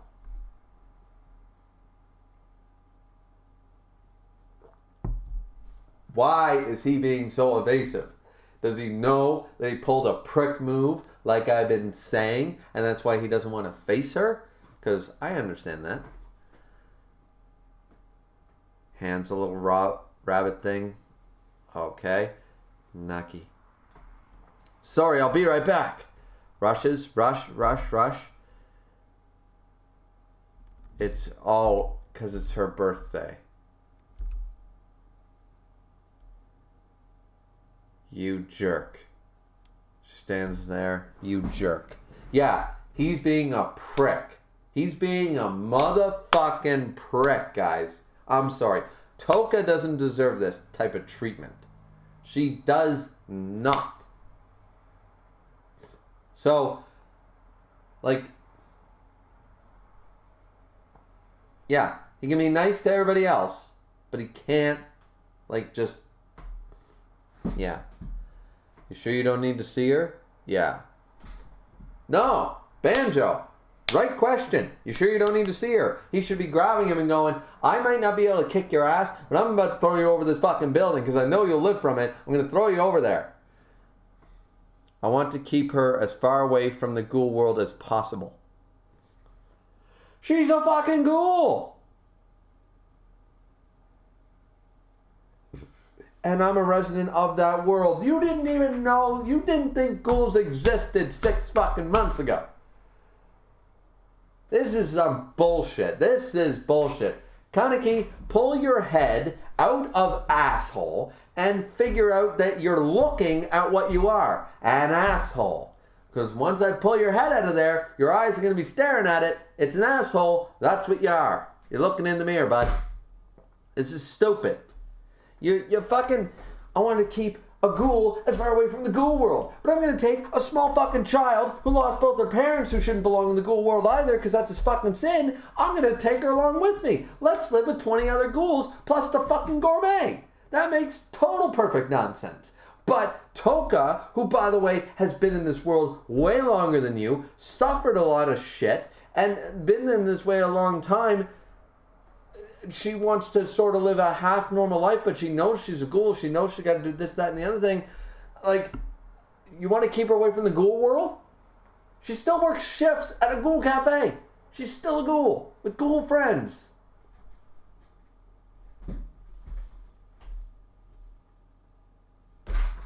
Your reasoning sucks.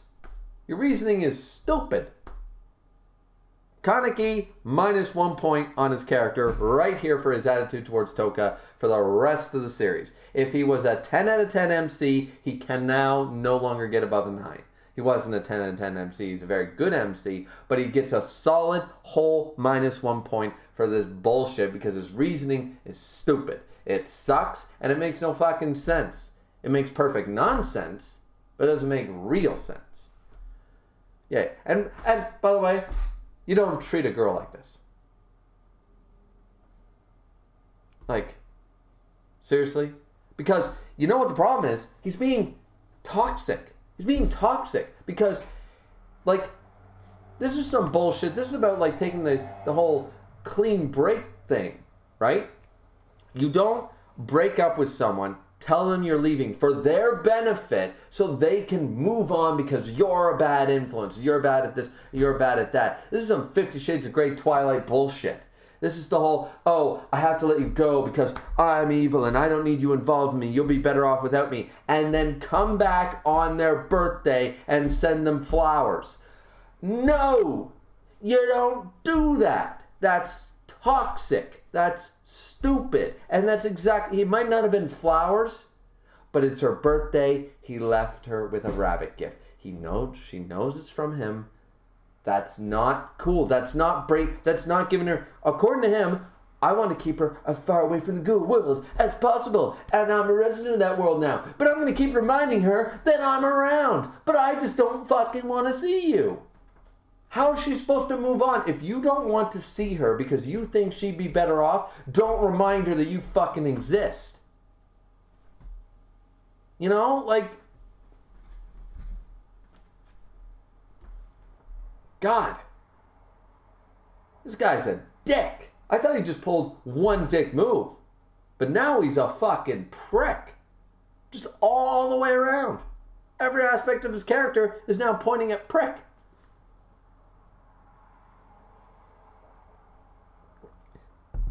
Can't involve Toka, but I'll involve Hina. Totally legitimate 7-year-old girl taking her back with a bunch of ghouls in a more dangerous ward.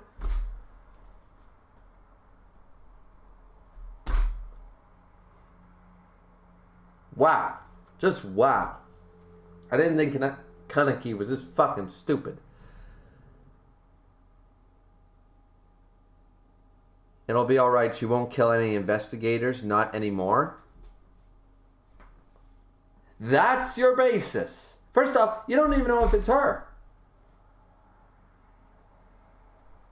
And if it is her, it's her decision, not yours. Stop making decisions for, first of all, you're not, like, I would call this a toxic masculinity relationship shit. But it's not even that, because you're not even in a relationship. So you're not even being controlling boyfriend, making decisions for her based on toxic levels of bullshit. You're not even in a relationship at all. Yet you are making decisions for an independent woman who had more balls than you had for half of the story. Are you kidding me right now? Oh, the more I keep thinking about this, the angrier I'm going to get, and I'm really going to start not liking Kaneki for this. So we're just going to keep reading the rest of the chapter, and then I'm going to take my break, because I think I need to walk away for a minute. Because this is riling me up like fucking crazy, guys. This is wrong. This is wrong on like 8 different levels of like sciences. I've got 8 different like behavior, on psychology, on fucking psychiatric, on a logic standpoint, on a fucking toxic standpoint, on a, like, I got like 8 different categories for this shit, how it's wrong. Carpet bombing level wrong. There wasn't much to find here after all, eh? No, there was. I searched the airport's traveler list back to last year, assuming Dr. Kano fled overseas. His name wasn't on it, so that means he could have used an alias. There are 2 possibilities. Kano lied to the nurse, or the nurse lied to us. Which we knew that was the case, and I called it. And here we go. Kaneki came to see you, Dr. Kano. Yeah. Kaneki, huh? Oh God, look at the amount of one-eyed ghoul pods. I assume those are one-eyed ghoul pods. I'd like to check his progress, but I don't think he'll let me. I can sense his anger just by tracing his movement. Tracing his movement, that's dangerous. Wonder how he's doing that. I think he'd understood if we could just talk. Like you, right, Shiro? Yes, father. What's happened to the fat ass in there? Unsuccessful again. He's ending up like Taro. Taro? Wasn't that dude that Madam A was using? His blood type is AB like you two and Kaneki. It is unrelated to the chances of rejection. Oh, so that's what all these pods are. He's experimenting. So an AB blood type and a male so he's taking in all the factors. He's doing process of elimination to find the best chance of success, of course. That's how science progresses. That's what you do from a logical standpoint. As inhumane as this is, it's what you do. I guess I'll just wait until your Kakue regenerates. I'm counting on you. Rise. Oh, Jesus, Rise is alive and she's being completely... But why Rise? What is important about Rise? Why is her specific Kakuo so, you know? Very interesting. Very interesting. So we'll move on to chapter 90 in a minute. I'm going to take my my break here after I catch up with the chat, and then we'll read chapter 90.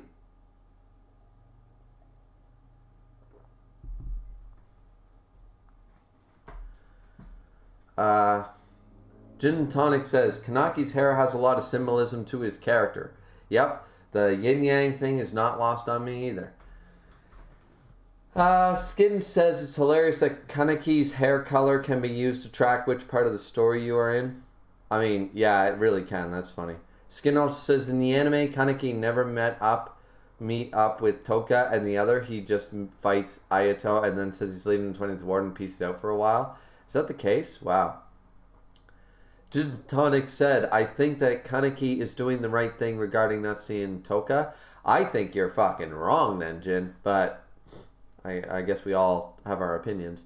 Miss said, she's a ghoul, but she's trying to live like a human, but Kaneki spent the last 6 months diving further and further into the ghoul world.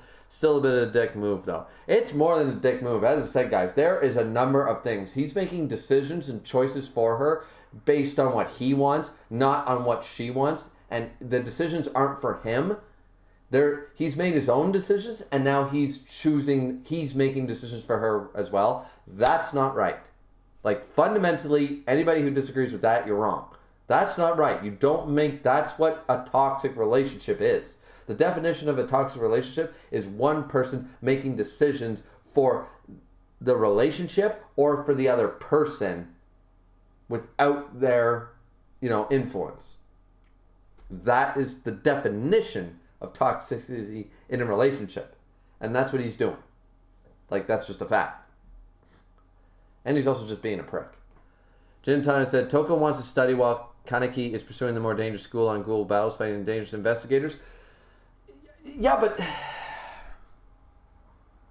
That's like saying that a soldier that comes home from war for 6 months, I'm not going to drag my wife to Afghanistan, but when I come home to Canada, I can go fucking see her. Doesn't mean I'm going to drag her to Afghanistan on a tour, right? So he's in the ghoul world. Fantastic. Toka's been in it her entire life.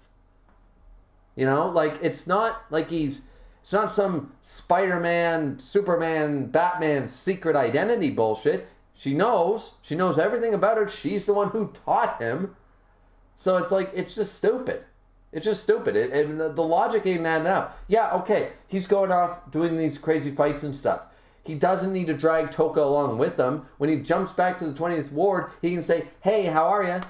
And I noticed that nobody's actually brought up the fact that he has allowed a little girl to be involved and see him on a day-to-day basis and not bring her to the fight. But it's totally justified that, the reasoning here, like Jin was saying, she wants to study and Kaneki is pursuing a more dangerous school world and battles and doesn't want her involved.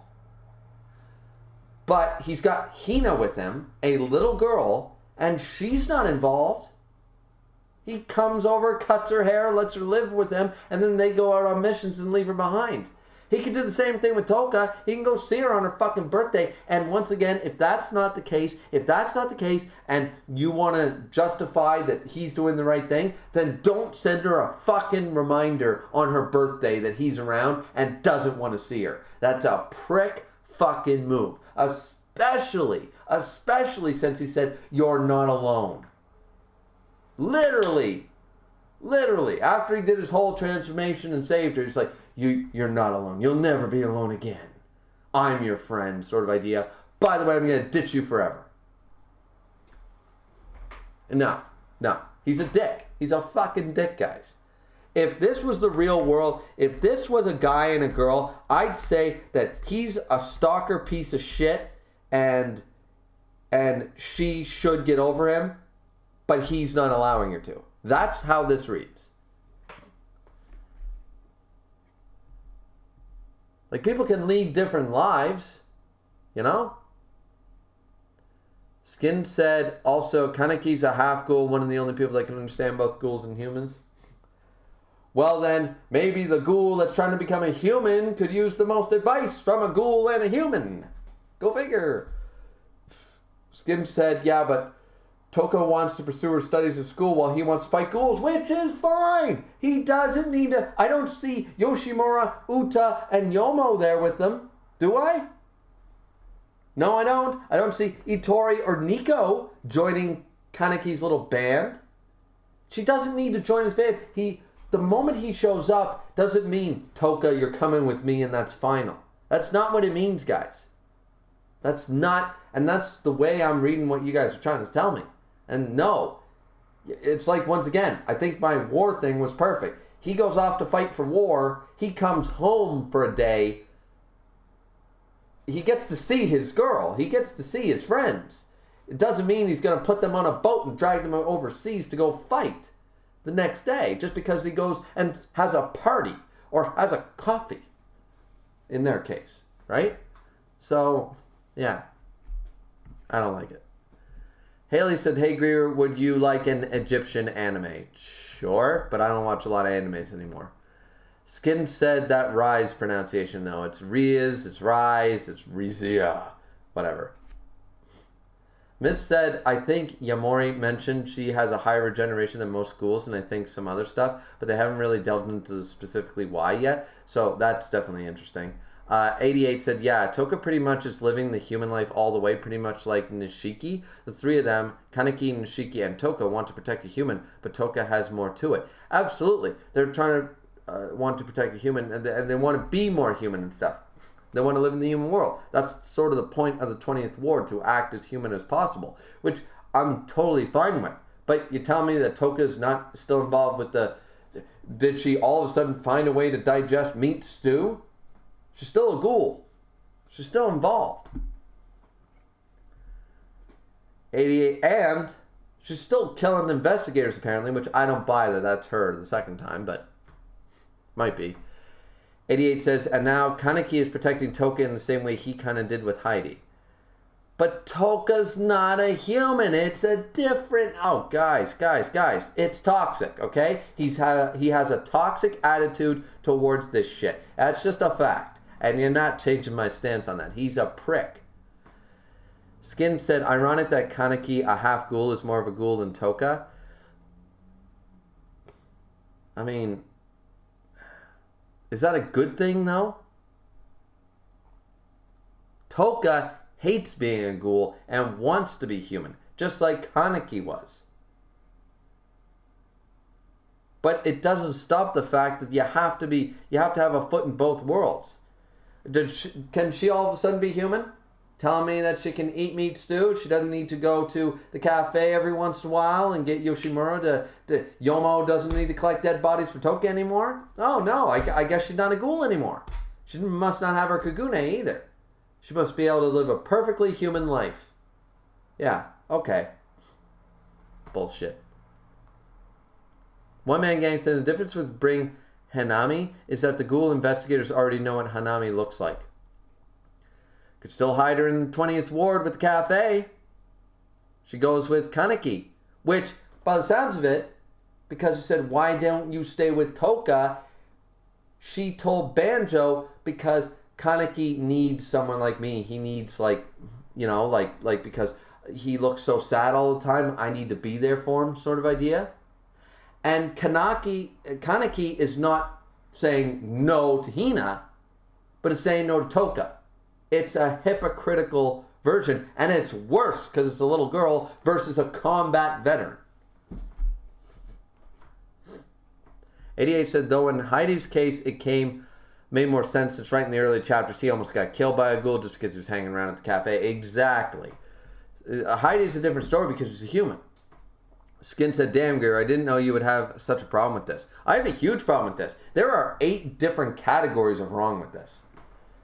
Skin said, but Kaneki has only known Toka for 6 months and has no obligation to fulfill any promises to her.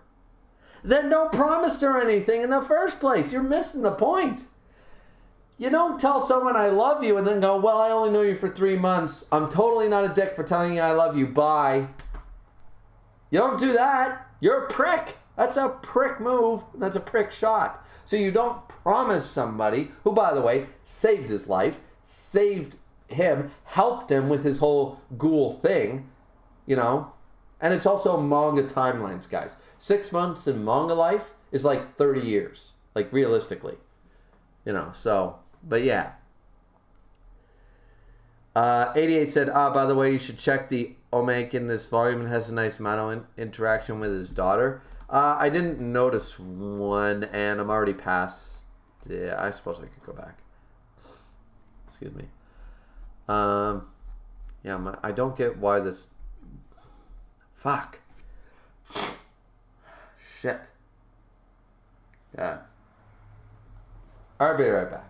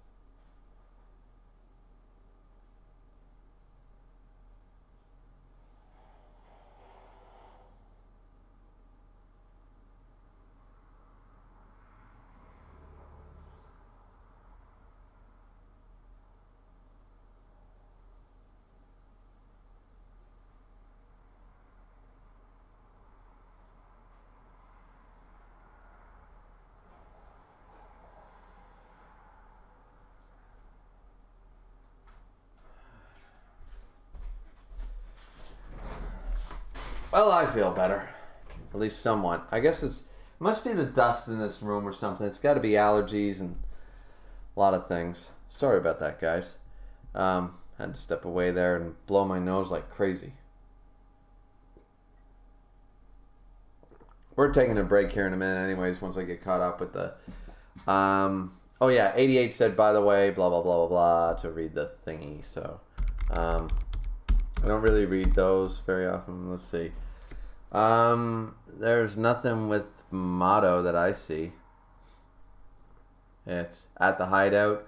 What's Banjo doing with Kaneki? A strategy meeting. A, B, C, D, E, F, G are learning. He's teaching him how to read and write. Yeah, because Banjo doesn't know. You got M and N mixed up. Do you think this will be scary, Banjo? Man-eating hag? Is it a horror flick? Who the hell rented this? It looks scary, but I kind of want to watch it. But alone? Let's all watch it together then. Rah! Oh, Banjo's absolutely terrified. Banjo, can you be quiet?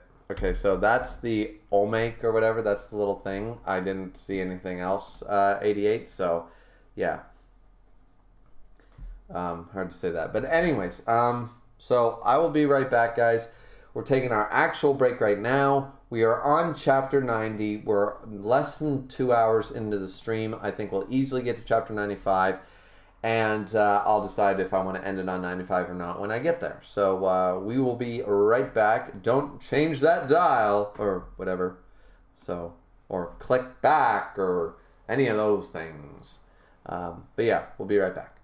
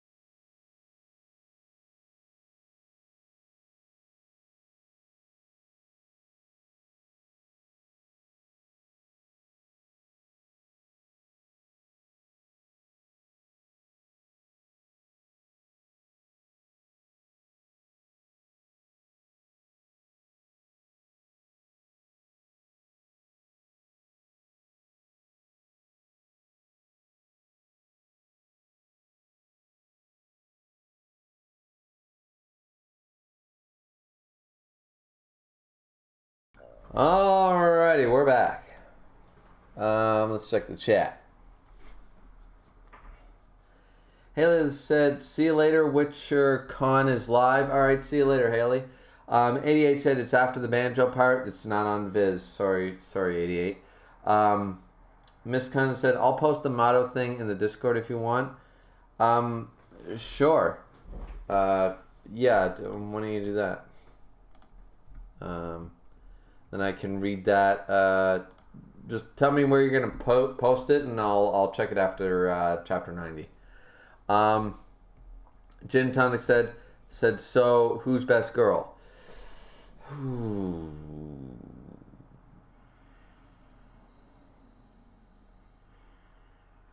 I have a feeling I had a different girl.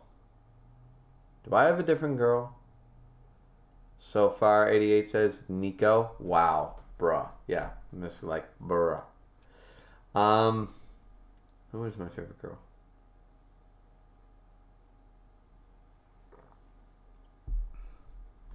I mean, I really like Toka, but I thought there was a girl that was. I thought I had a different girl now. I thought I had a different girl now. Shit.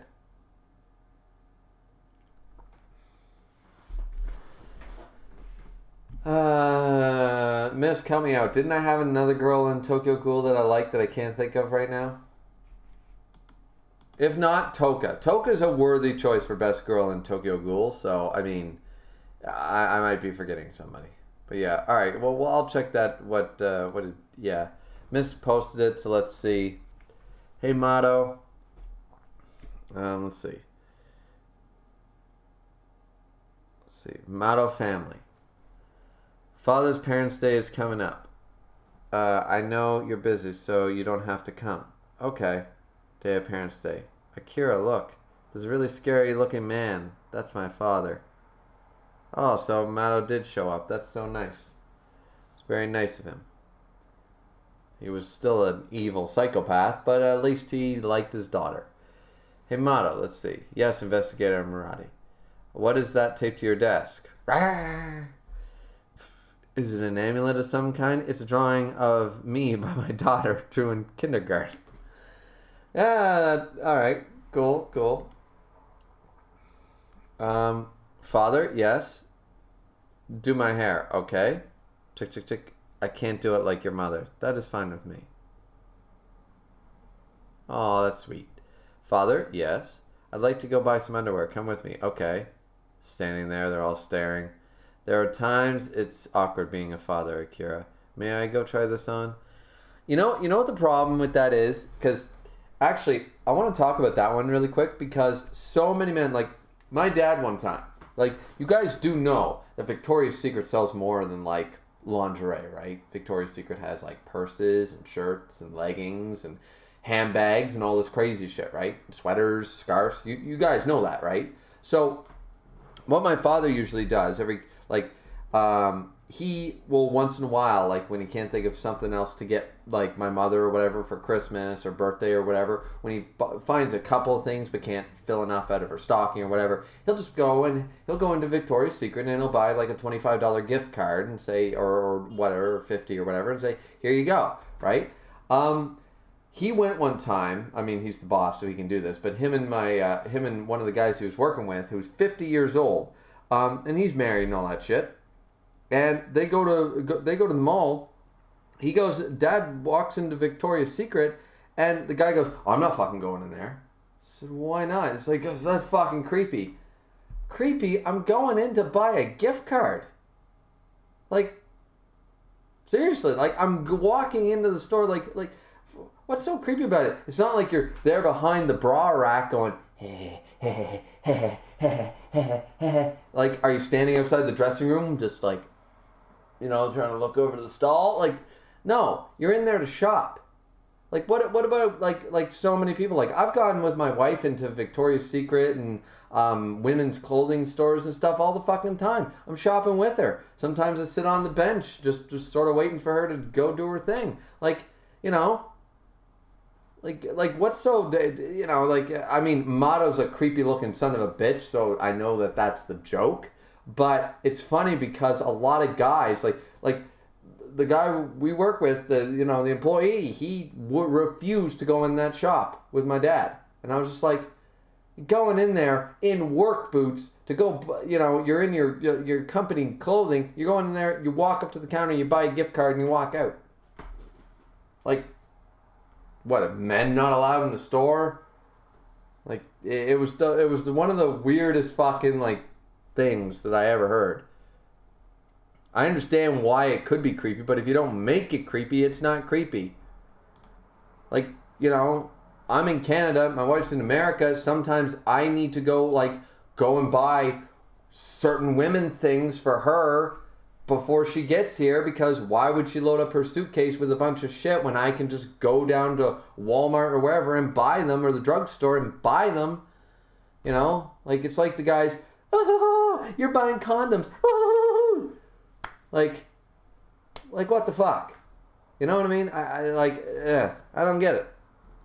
Like, I've had to buy tampons and fucking underwear and tons of shit over the years. Like, nobody cares. And if you do care, you're a child. Fuck off. I have no time for that. So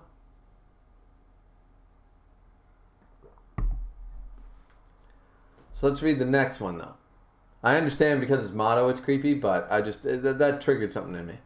And I don't even like that word, triggered. Akira said, you'll be a ghoul investigator too come spring. I know there's a lot to learn, but in the end, trust your instincts. You're like me. You have good instincts. Oh, that's nice. Oh, and that's her hairstyle. Akira, my new partner, graduated the academy at the head of his class. He's impulsive, but he's a brilliant and passionate young man. I hope he matures someday like Ariyama, who will eventually lead the CCG. She looks at it. My first partner was my father's last partner. What do you want with my father, Katara Amon? You know what? That was actually a nice setup. That was a nice setup. I'm glad that Miss posted that, because that was, yeah. Miss said, was it the info dealer?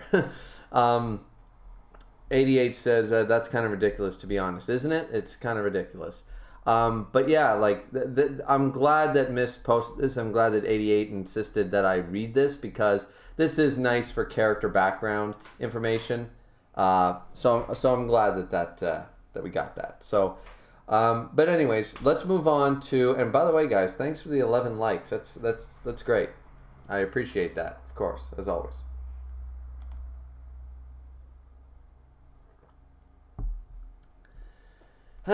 Alrighty. So let's jump into chapter 90. We're jumping at the 20th Ward branch. The rabbit. Alright, we're Amon and Fura. Yeah, the ghoul was targeting investigators around the 7th Ward. We lost investigators, Ariana and Nihara. And didn't seem like they had even a chance to activate their quinquis. It could have been the ghoul you're looking for, Amon. I'll send you the security cam feed. The black rabbit. See, that's most likely Ayato. It's not Toka. Alright, so the black rabbit. Ooh, that's a cool cover page. The black rabbit, huh? Assistant Special Investigator Ariana achieved just as much Hoji during the clown mask sweep operation. If it's the ghoul who got my father, Curio, it'll be tougher than we can imagine. Is it really the same rabbit? Yeah, Amon, I'm not convinced it's the same rabbit. I need to find out. I'm back. Heidi. Got your lunches. A deluxe for you, Amon, and a pasta salad for you, Akira. I got you extra rice, Amon. Sorry, Nagachika, I know you're not our errand boy. Don't be. I'm here to support you in any way I can. Oh? The rabbit? It was in the last year's paper, but something seems different from what's in the files. He's smart. What do you think? The investigator, killer, rabbit, black rabbit. You think it's the same rabbit that we're after? Is this some kind of test? You can find out if you compare their Kagune marks, can't you? He read all those files already? Yeah, something's up with him. But I don't think they're the same. You think it was the work of a different ghoul? Since the investigator killing last year, the rabbit's gone into hiding, right? Even that investigate murder, to me, feels like there was something personal. But not with these investigators killed in the 7th ward. Yeah, not at all. Well, what made you think it was personal? I gave it some thought at the time, and arrived at the conclusion that maybe the rabbit was like a proxy avenger for another ghoul. He knows, see, Heidi knows way too fucking much. He's like way too pinpoint accuracy. Like, I got there was a vendetta, and this is what happened, and that's what happened, and this is what happened. Like seriously. Like, he knows too much. He's getting his information from something.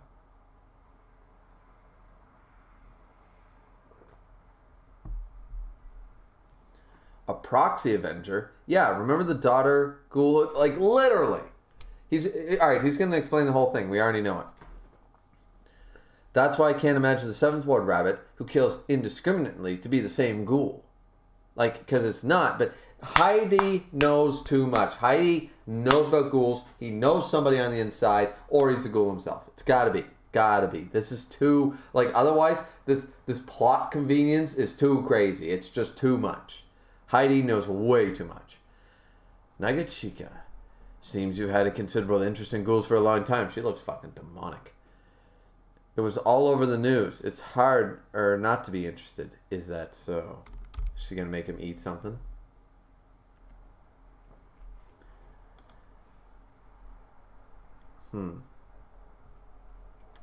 Interesting. Hey, guys. Oh, it's Chuzo. Listen up. We may have a lead on the binge eater. Are you sure? Yeah, we sifted through every accident and case that occurred around the October of last year when the binge eater disappeared and came across a puzzling case. The steel frame accident that same October.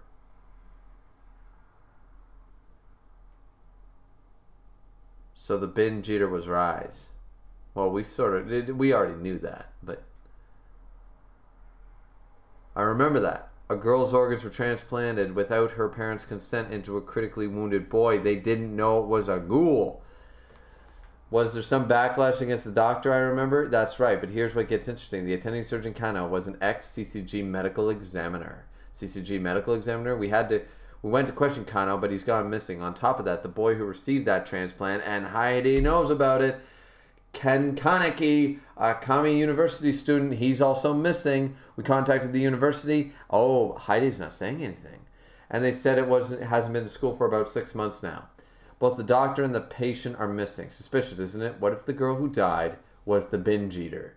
Now, see, that I can add up because they have dates. They're like, okay, the last time the binge eater was active, literally, and the stained friel accident, maybe that was involved. They sifted through all the files. They made a connection. Heidi's information is way too accurate and way too speculative to be that accurate. He's got something.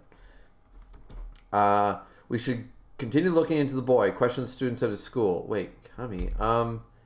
That student. Oh, he's not going to hide it. That student. I know him. Actually, Kaneki's my best friend. Doom. Oh, we see the dudes in the mask. We see Banjo. We see the gourmet.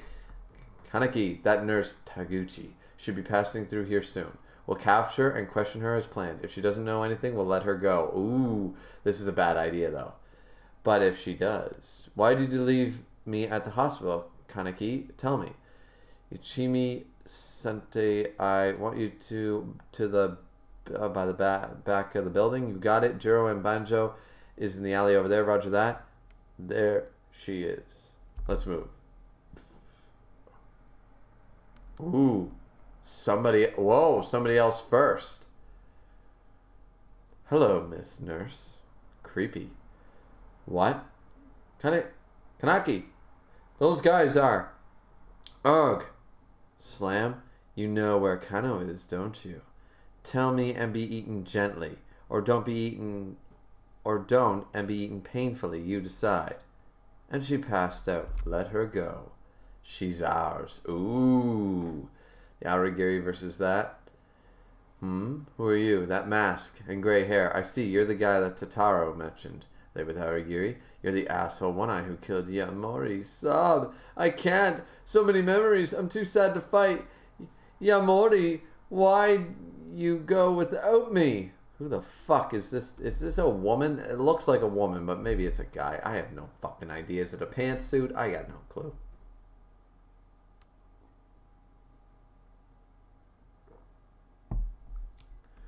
Ooh, is this a double S? Because it says you promised you'd torture me when I got out of Cochlea. What am I supposed to do now? Who is this guy? One of Yamori's guys? He was held in the detention center? He's probably a double A. Bam! Kai. Oh, holy shit.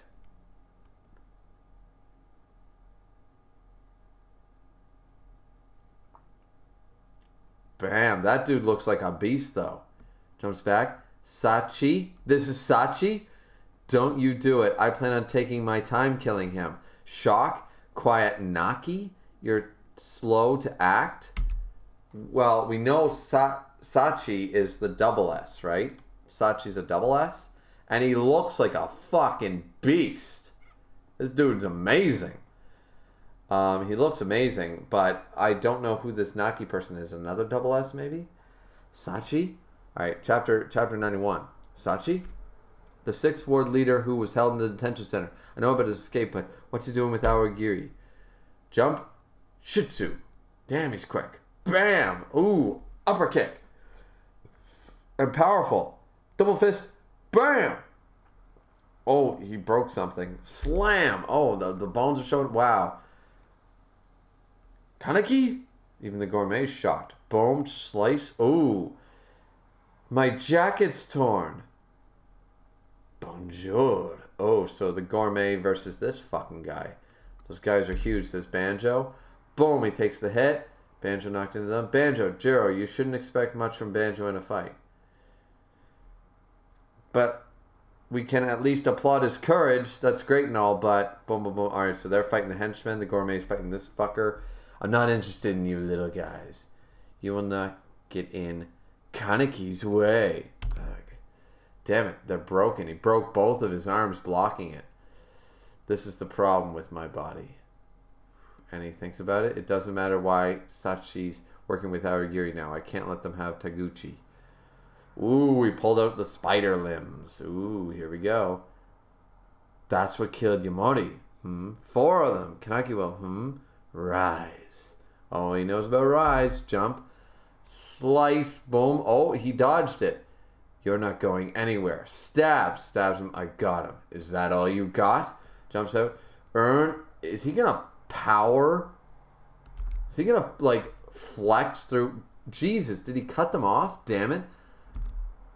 He used his own as, like, a tail, and it cut them off. Kai. Damn it. So this is Sachi. It comes as no surprise, but his movements are not human. Done. Slip. Boom.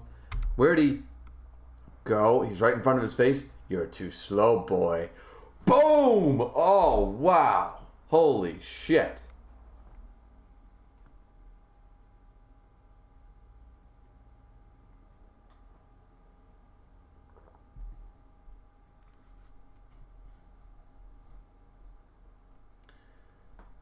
Kaneki. Hey. Kaneki. Oh, and now he's, oh, fuck. He's just fucking puking blood. To think you can rise up against Aragiri at your level is utterly laughable. I mean, compared to this fucker, absolutely. So now we know that Kaneki is clearly not on the level of a double S. He might be S rank, but he's not nowhere near double S yet. And I believe that. I don't think he could fight Uta or Yomo or Sachi or anybody yet. So, and this makes sense. Even if Jason was somebody powerful, the fact that he ate him and gained that power and he has Rise as Kagune might be interesting and stuff, and he might have an edge on a lot of people. But at the end of the day, like, if it was that simple, like the Aragiri would have just been eating each other the whole time to create the stronger school. It's not that simple, right? So, let's see. He says, hey, that half-human, am I allowed to kill him? Oh, he answered a phone and said, hey, that half-human, am I allowed to kill him? He's answering the phone. You are twisted, he says. Naki, huh? We're done here, let's go. picks up the nurse and walks away. Sigh. But it was just getting fun, man. Selfish old bastard. Kaneki. Damn it, damn it, damn it, damn it. Yeah, you're not, like, we like to think that he was all that at the end of that arc, but he was only fighting the mid-tiers. He wasn't fighting the top tiers, right? So, yeah. Yeah. Sachi is a badass. I hope he turns out to be a good guy, because he's a fucking badass.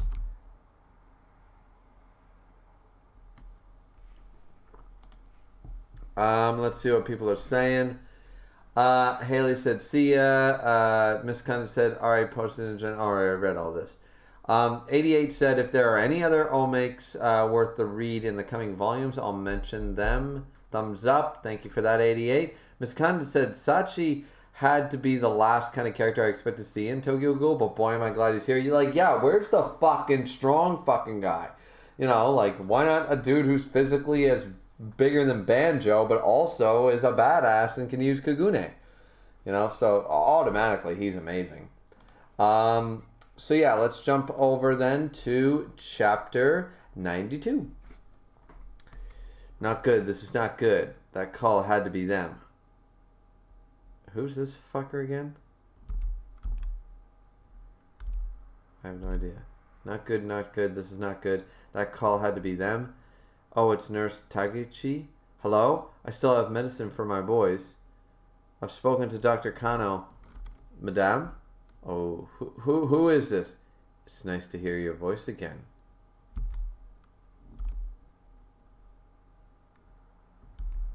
Wait, who is this? It has to be that one-eyed boy. It couldn't have been anybody else. Puts on a wig? I have to go pick up Kataro and the other boys. You're not going to run? Does he dress like a... What the hell? They'll find you. You should forget about human pets. Oh, is that... Oh, that's Madam? Oh, I get it now. Madame? Who is this? Ah, that's right. It's Madame. So this is Madame A. Has to be the one-eyed boy. Couldn't be anybody else. So putting on all the stuff. They'll find you. You should forget about your human pets. I'll get away, but I can't leave them behind. This is all happening because of him. Okay, so she's got the bodyguards, but they don't want to... If I hadn't met Kano that day. Money, meat. Damn it, I want to live rich too. She lives in a shithole, though. Like, what's going on here? She's supposed to be like... high class and all that shit, but she lives in a shithole.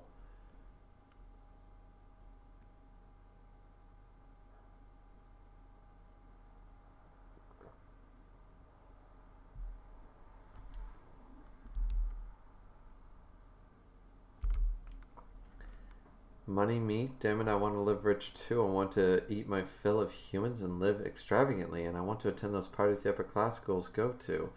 Now we're going down to the past. That's Dr. Kano from the Kano General Hospital. Money, meat. He's loaded. He must eat well. I'll borrow some money and his credit cards too.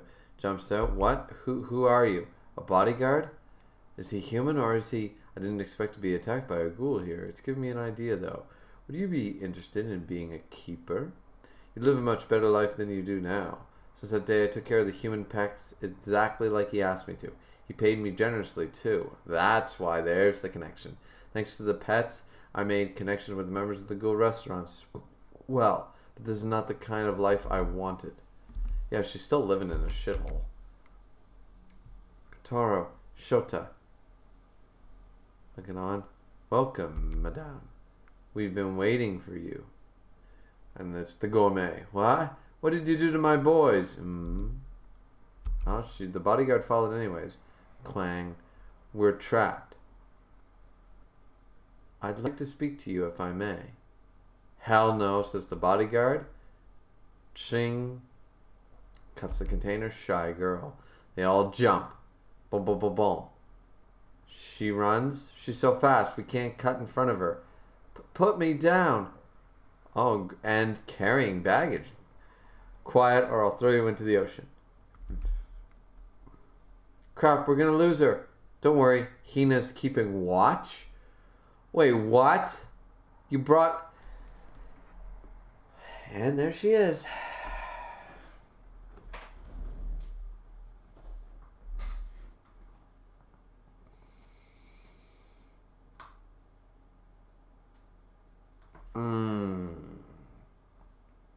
Everyone who said any defense. Now I know why you didn't say a defense about the whole, like, the difference between Toka and Hina thing is because Hina is actually involved. And that doesn't make it better, people. This makes it even fucking worse. Let's involve a 7-year-old with no parents instead of involving a ghoul that's been fighting on the front lines for years. Yeah, perfect nonsense. Love it. Love it, love it, love it, love it, love it.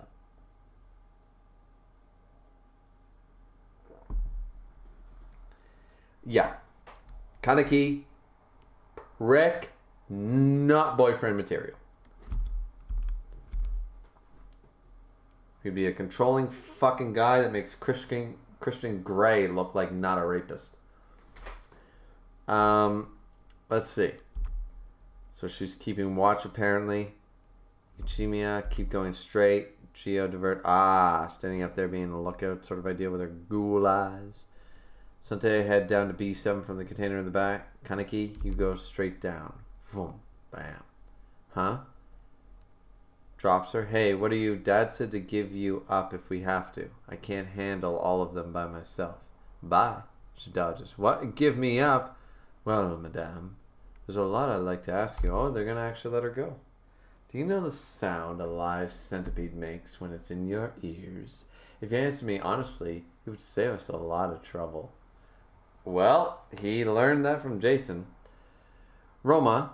Oh, they're at the cafe. This sugar is for humans. You can't serve it to ghouls.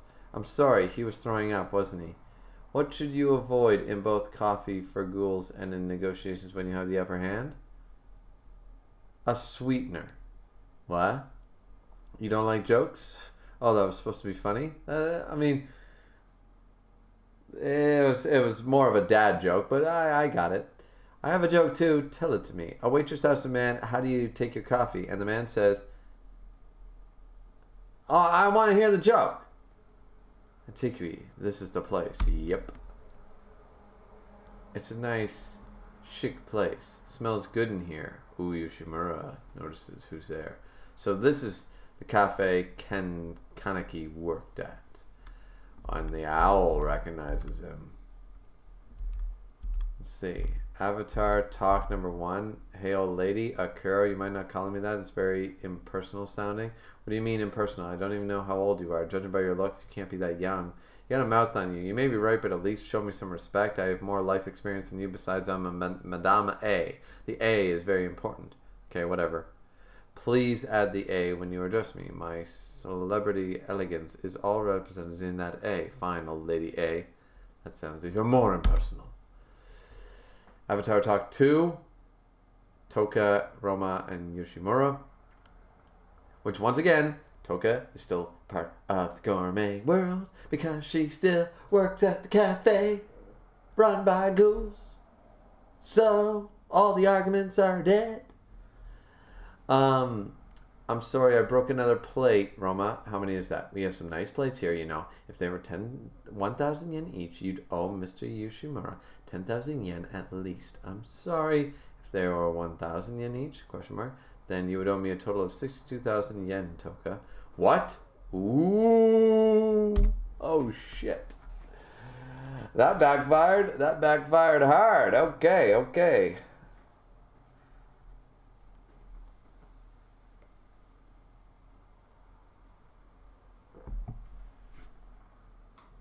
So let's jump into the chat really quick. Jin Tong said, simping for Kano's bodyguard. Here I come. I mean, Miss Kano said, Hina is 14? That's probably still a little young for this. Yeah, no shit. Hina's 14? What? She's like this tiny. She's like an 8-year-old. even so, yeah, no, it doesn't justify, because you're going to involve one girl with no experience in battle and not involve the other girl with all the experience in battle, then, once again, argument doesn't stand. Jin says, the difference is that Toka can still maintain her human cover. Hina can't. Doesn't mean to involve her in the war. Your guys' whole reasoning was, and his reasoning, Kaneki's reasoning is, I don't want to involve her any more into the Ghoul world. And he's like...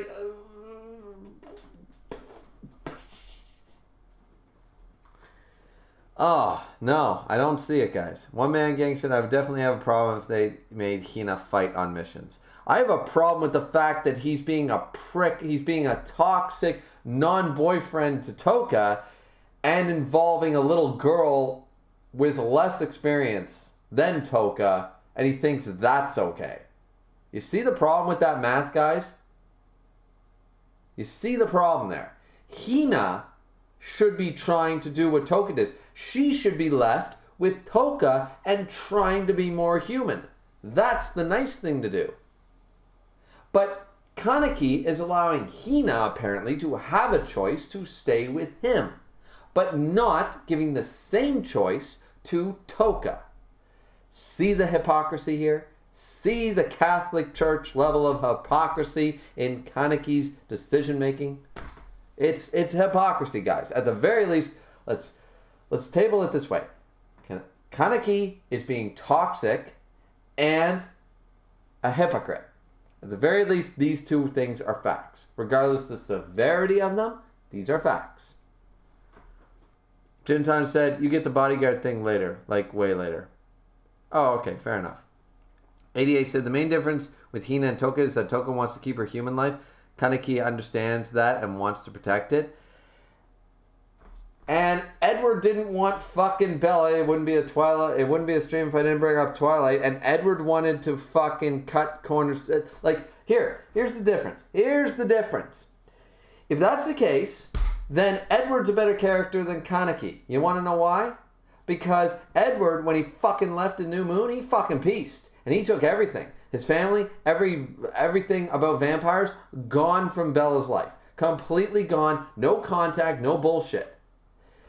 Kaneki is doing the definition of toxicity by still maintaining a relationship, by giving her the charm on her birthday.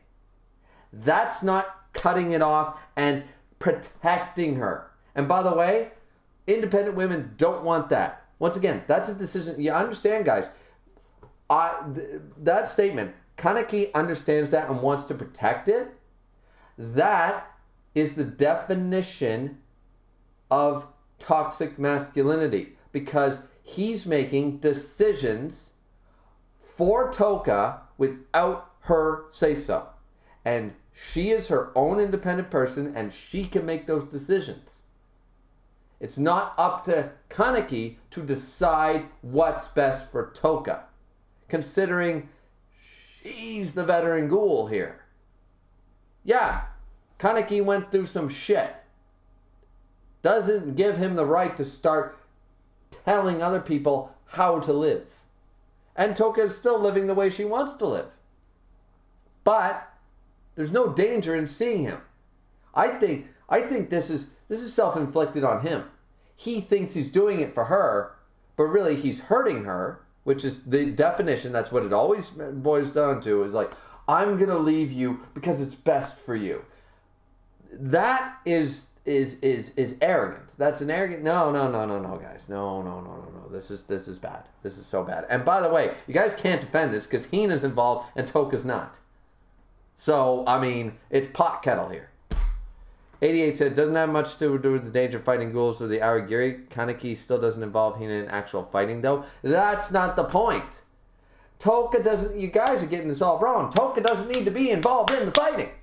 Toka does not need to be involved. And Toka's not asking to be involved. Toka, what she wants is to see her friend. If Hina is allowed to stay with them and be not involved in the fighting, then... Like this whole, I don't know how many more ways to explain this, guys. Hina's involved. He comes home, gives her a haircut, pats her on the head, and has a coffee with her. Why can't he do the same thing with Toka? Hina doesn't jump into the fight, so why would Toka? Shows up, hi Toka, remember I'm still your friend, I'm here for your birthday. I don't want to involve you, you know, like why not have an adult conversation with her and say, look, we can still be friends, I can still see you, but I don't want to involve you in the shady shit that I'm doing. That would be the mature, responsible way to do it and let her have a decision making. I'm just telling you guys, it doesn't make sense. It's a toxic relationship. At the very least, he's hypocritical and he's toxic. I have lost a lot of points. And the more you guys argue that, the more it's making me dislike, not you guys, but the more I argue it, the more, like there's 89 avenues, guys. I only took 10. There's another 80 odd out there that I could take that's just going to make me keep disliking Kaneki. It's actually making me dislike him more and more. That's not a good thing. And that's not me saying, okay guys, back off. Like, you don't want me to dislike the main character. No, it's not a threat. It's just a statement of fact. Because the more I think about it, the more pissed off I am at how stupid he is. So, and I liked Kaneki up until this point. And I gave him a solid -1, but it's going to become a -2 pretty quick.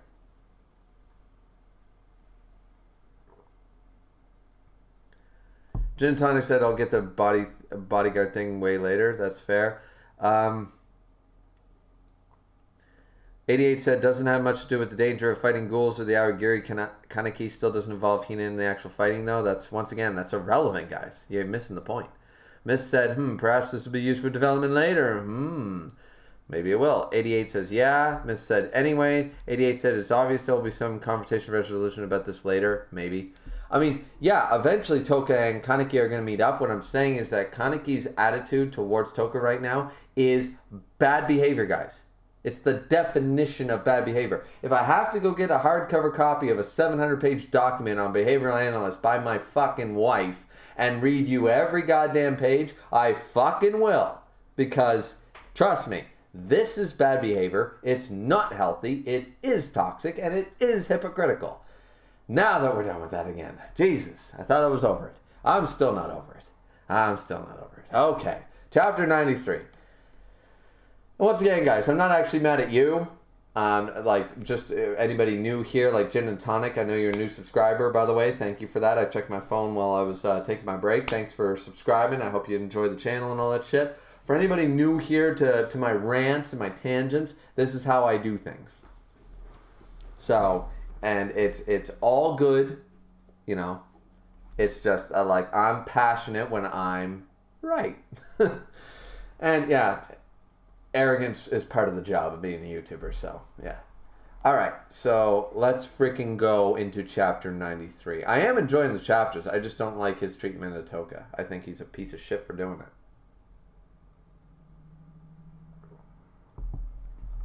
So let's see. Ooh, so maybe 95 is going to culminate in something, because now the man on the mission is here. The Ghoul thought to have preyed on many last year, the 20th world's greatest mystery, the disappearance of the binge eater. Ghouls appear just like us humans, however they satisfy their hunger with human flesh. It's believed that the volume of the consumption varies with the individual ghoul, but as far as we know, they call them the big eater. It's the binge eater, isn't it? Produces 2 victims a month. This big eater you mentioned. Oh, that's just what I call it. Oh, so they're calling it the big eater. They're very careful creatures. 1 body per month would be a big haul for them. You're referring to the binge eater? The ghoul is either very fat or still growing. That's right. Hisashi Ogura is not a ghoul expert. He's just a ghoul geek bragging about information he's gathered on his own. A ghoul geek. Yeah, we sort of figured that from the first couple of chapters. Yeah, no. It's because of know-it-alls like him that the public's understanding about ghouls gets clouded. Judging from the binge eater's appetite, we suspected a young ghoul, somewhere between teenager and early 20s, and female. Why a girl? Most of the victims were slim and good-looking men. She probably liked the handsome. It could have been a gay ghoul. Of course Juzo would say that. Never thought of that. I want to somehow tie the girl that died in the steel frame accident to the binge eater. Saying this all so they'll catch on. I've been doing this for close to 20 years, but I've never heard of a gay ghoul. Sir? Are they? Yes. They're ghoul investigators. Ding.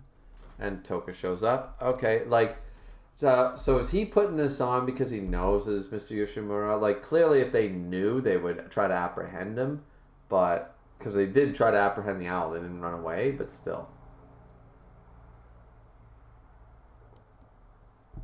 They do suspect this place is a ghoul cafe. Hey guys, it's Toka. Toka. Thought I'd stop by after school, but guess I came at the wrong time. Roma, you don't look too good. Go take a break. Toka. Thank you, Toka. It's okay. It's better if she's not here. Who knows what she would do. You're right. Excuse me, can I get another iced coffee?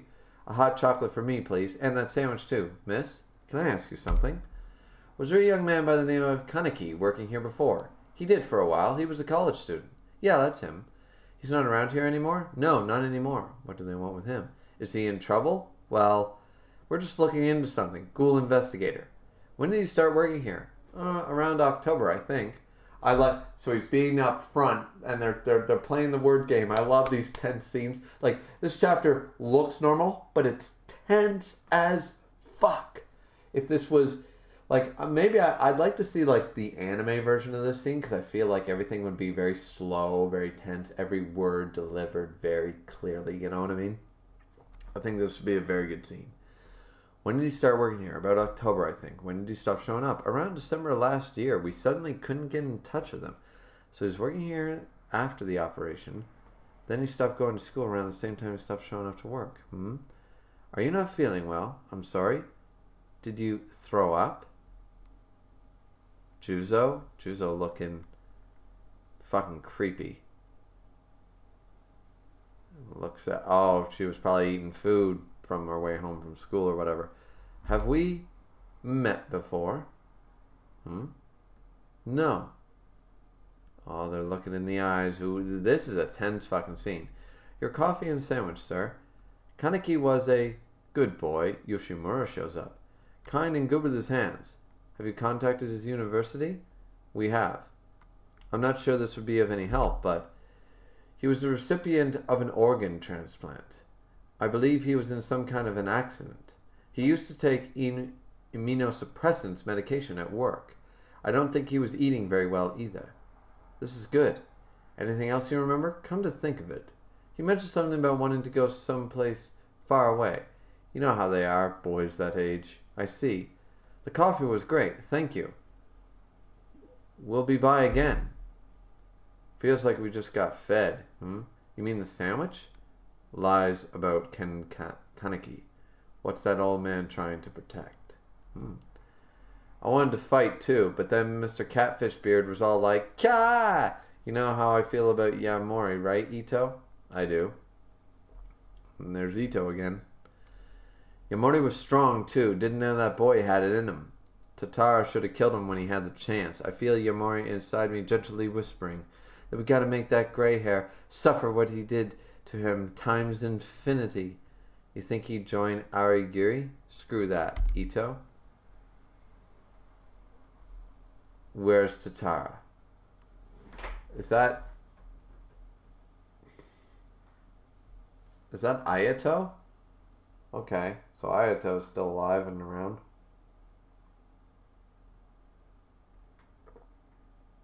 Said in the back room with that woman. He's making her give up Kana's location. He should have let me handle her. Simply torturing her means nothing, you idiot. Idiot? You ain't much smarter than me, you little twerp. Yamori used to make me count money and stuff. I didn't even go shopping by myself. You got no business treating me like an idiot. Then go shopping somewhere, errand boy. It wasn't an errand. I was serving him. Hey, Ayato, I'm not done with you. Yeah, this guy's an idiot. Or check. I don't know. How's that green-ass punk the same rank as Yamori? Because he's got potential to have a red ass. A red ass? You talking about a spanking? It's figure of speech. A what of a what? It's got a potential to have a red ass, but whatever. It's finished. Ooh. Nucky. It's Tara. Where are her belongings? Didn't think we need them, you idiot. Now the others will know she's missing. Oh, wow. There's her foot. Well, it's been narrowed down. We just need the manpower to find him. We can't let the doves get to him first. Kano belongs to the Aorigiri tree. And then we see... Ooh, now we see Sachi.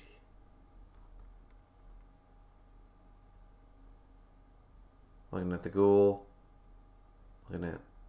Is that Rise from before? Thinking, that bitch. Ooh. Interesting. Interesting.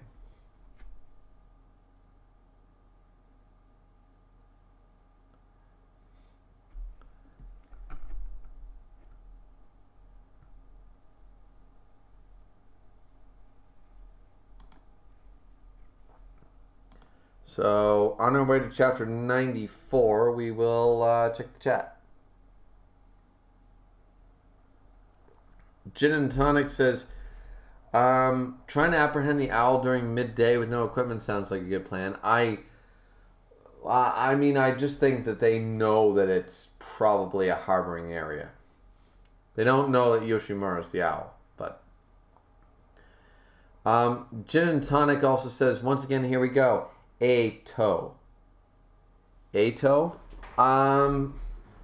You know, Ito sounds better anyways. Ito. And also, I mean, with pronunciations, it's weird. Technically, like, you might be right on that, Gin and Tonic, but you also remember that Gin and Tonic can also be pronounced Gin and Tonic, depending on your area. So, if Ito is Eto, it might be Eto, it might be Ito. I'm assuming you're doing it from a Japanese standpoint, which would be the correct one since the name comes in Japan. I've had many arguments about this before with a lot of my friends and stuff before, is that accents do matter. Like in Spanish, you do need to roll your R's. Otherwise, it's not actually the correct pronunciation. I'm sorry. It's just not, you know. So, yeah, technically, yeah, it probably is Eto. But, like, why wouldn't you just... Then what's Ato when it's A-T-O in Japanese? Because that, I know for a fact, that's Ato. Because I know a character from an anime named Ato, and his name is A-T-O. That's how it's spelled. So you're telling me that Ito and Ato have different spellings, but have the same pronunciation? Then why spell them differently? The Japanese are a little better about that shit, honestly, than the English language. So, are you as long as you're sure on that, then I can go with Ato.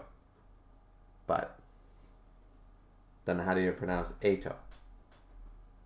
I am curious.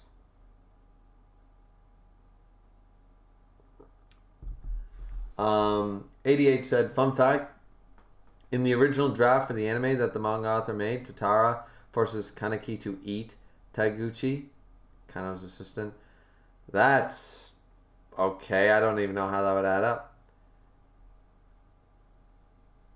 Skin said, I'm pretty sure everyone pronounces it Ito instead of Ato.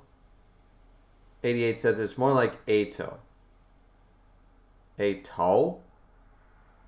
I mean, guys, I am Canadian. I know how to pronounce A. You know, I am Canadian, A. I know how to pronounce A. Canadians invented A. But, yeah. Jintan said toe and toe are basically the same. Yeah, so, yeah, Jin's not wrong there. Toe and toa is, like, it's two, yeah. Jintan said it's the A he pronounces weird. Well, because if you pronounce it A, like, what are we doing, a hick thing? Ato or Ito. Like, because it's an E. If it's an A, it'd be Ato. Because you pronounce it A. Right? So, I don't know. I'm going to go with Ito from now on. Sorry, guys. Sorry, Jin. or Geem, depending on, once again, pronunciation. Pronunciation's a fun thing. 88 said the way it adds up is because Tatara wanted Kaneki to prove a loyalty to the Ayagiri. That's fucked up. Anyways, yeah. Yeah, I don't pronounce A weird. I'm just letting you know. Skin said, wait, why are you pronouncing the E like an A? No, that's what people are telling me to pronounce it like. A.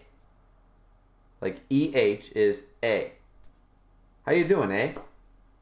How's it been going, bud? A. EH is pronounced like a heck A. That's how it is. So, Ato would be like a toe. Like if you pronounce it out like my toe, like a toe. That's what a toe would be. But I've heard that name, Ato, with ATO being the spelling. ETO clearly shouldn't be pronounced Ato if there's already a Japanese name with Ato. So I pronounce it Ito because it's an E. You know, so I don't know. Maybe I'm wrong, guys. I could be wrong, but all I know is that there are two Japanese names, clearly one that's ETO and one that's ATO, and I know for a fact that the Japanese pronounce the ATO name as Ato. So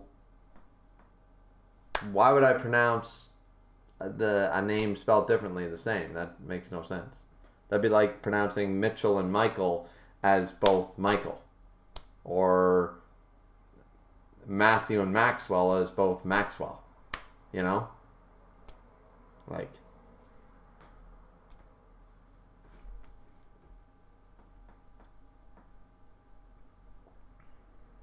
Jin says, Geen and Tonic says, try a really soft E or something. Ito? Ito? E? That sounds like heat. Oh. I don't know. All I know is that I'm going to read chapter 94. That's what I know. That's what I know, A. As a Canadian, I'm going to start saying A all the time, A. Because we invented A.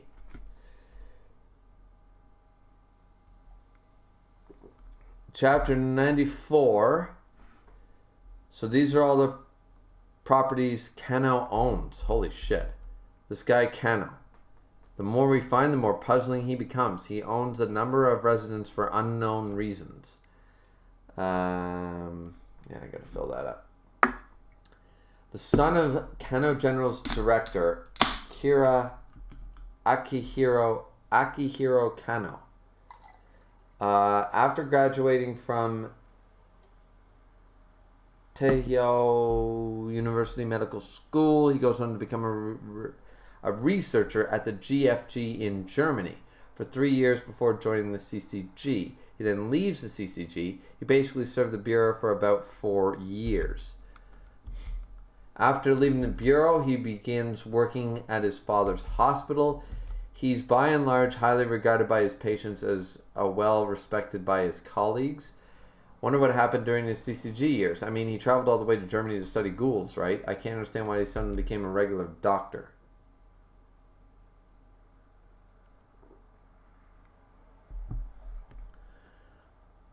Perhaps he witnessed something he didn't want to see. What is that? Something that dampened the passion of a young, talented researcher. Who knows? I have no idea, says Akira. I mean, I was still carrying a backpack when Kana left the Bureau. I can't picture you carrying a backpack. Are you crazy? No kid carried a backpack like I did. She was like, I carried a backpack like a boss, like a badass bitch.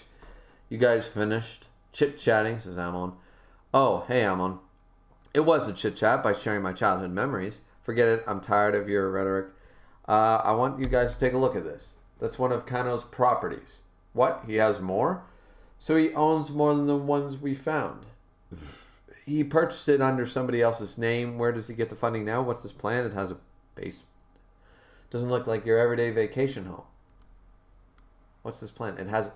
Wait. Is it in Japan?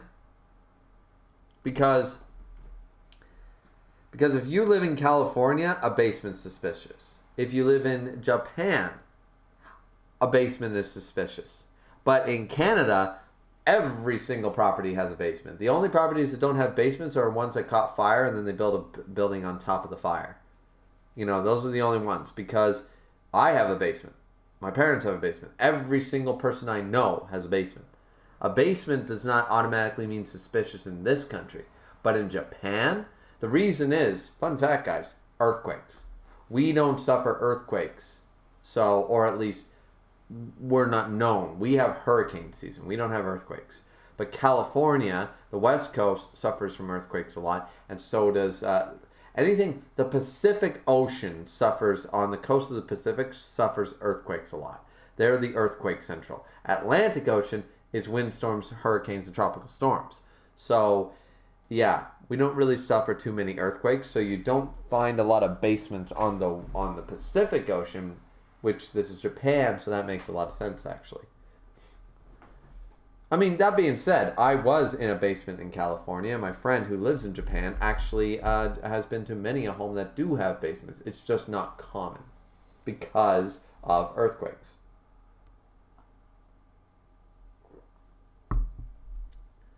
Doesn't look like your everyday vacation home. No, it's clearly different from his other properties. It's too big for one person. Tell that to literally... That's a stupid statement, though. Think about it. You think, like Johnny Depp doesn't own a fucking, 3-story mansion? You don't think he owns that? That's dumb. That's a dumb statement, Emma. I'm sorry. It's too big for one person. That makes no sense. I know, a yacht is too big for one person to own, for fuck's sakes. A cruise ship is too big for one person to own. But people own them. So that makes no sense. That's not motive. And it's not located in an area for a typical summer retreat. There you go. There's a good chance that's where he might be hiding. But if Dr. Kano has nothing to do with this, it'd be for nothing. It won't be for nothing. We're eliminating possibilities. That's true too. We might find something about your friend, Ken Kaneki, I guess. Nagachika. You gotta be one hell of a guy to knock on the CCG's door to find a missing friend. That's what he was doing. And I can believe that. For Nagachika's sake and for ours, we need to find Ken Kaneki and Kano. We'll further investigate the rabbit later. For now, if we can solve the binge eater case, that would be a big step forward for the 20th ward. If investigator Shinohara's hunch is right, the female victim in the steel frame accident is the binge eater, which that adds up. The recipients of her organs is Nagachika's best friend Ken Kaneki, which also adds up. And the surgeon who performed the transplant is the missing Akirihiro Kana. Makes sense. Ghoul organs in a human. For what? And what happens to the human who receives them? That's cool artwork. It's almost too absurd to believe. It's unrealistic to believe organs can transform a person into a devil. But it wasn't the organs. That's not what he gave him. Or is it unnatural to think that ghoul organs have no effect? But if they do, how are we supposed to bring such an existence to justice? The tragic hero, Ken Kaneki. Amon developing as a character, questioning the real things.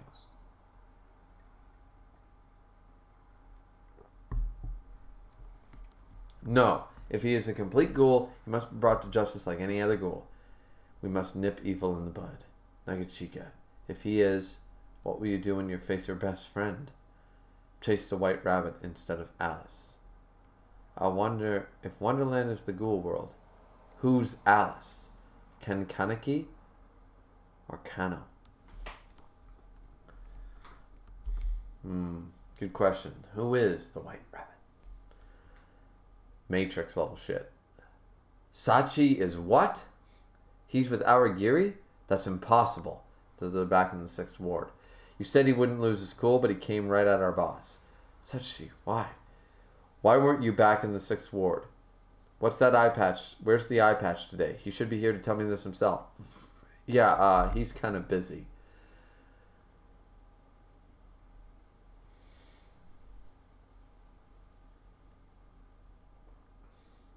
He's surrounded by books. Oblique stance, then the opposite elbow. Psychiatric fence the way of... Oh, Oh, it's all he's learning every fighting style known to man. He's literally he's YouTubing his way to be a martial artist. That's fucking hilarious. That like once again, not that you couldn't do that, but what a roundabout way to get there. But not that you couldn't if you studied hard. I'm sure you could learn it. If you had the mind and the aptitude and the, you know, that, okay, that's funny. Tai Chi, the way of martial arts, yeah. Jump to page 211, diagram 2 position. Sachi. His movements, his strength. I can't let him make contact with me. I have to be able to avoid all his attacks. Sachi is right. I don't stand a chance against Awagiri at the level I am. I haven't tried his yet. The next time, we're back, Kaneki. Banjo. How'd it go with the Ghoul? Upset like we expected. Wish he'd talked Sachi out of it instead of being flustered. Here, Kaneki, you're all sweaty. Thanks, Hinami. So what do we do now? Confirm what we found out from Madame A about Kano's personal research facility outside the city? Ooh, that's where he'll be. You don't think she lied? After how far we pushed her, I don't think she was capable of lying. Sukiyama, mind giving me a hand with my training? Me? I need a sword. Arencio. I don't know that word. I might be Canadian, guys, but I don't know French very well. The bitterness of defeat has given you an even greater depth to your flavor. I'm sorry, Kaneki. I'm not sure I can behave like a gentleman. That won't be necessary. It'd be pointless if you hold back. Calamity mistake. Calamity mistake. Calamity. Ken Kaneki, huh? They're all thinking it. Wonder what it is. I've got a bad feeling about this. Okay, so we're stealing Star Wars lines, but cool. So now we're into Avatar talk number 3. Yo, Ayato. With her and Naki. What do you want, dumbass? Can you go shopping? You know what? I'm not interested in that one because I don't even like Naki. Ayato and Sas. Now this one I'm interested in. Blank. Yo, old man. How do you get a train to be recognized as rate SS by the Doves? Do you also seek the apology of martial arts, kid? What? Yeah, something like that. Just training your ass off and we'll cut it, right? The fist of God, like flowing water, alters itself into many forms. Devoting oneself wholeheartedly is the only path to rising like a dragon and achieving the eye of the tiger. It's the king of fight, rising up to the challenge of our rivals. That's how. Yeah, okay. Dude is basically Apollo Creed. I got it. Sachi is literally Apollo Creed. That's what we're going with. Sachi is Apollo Creed.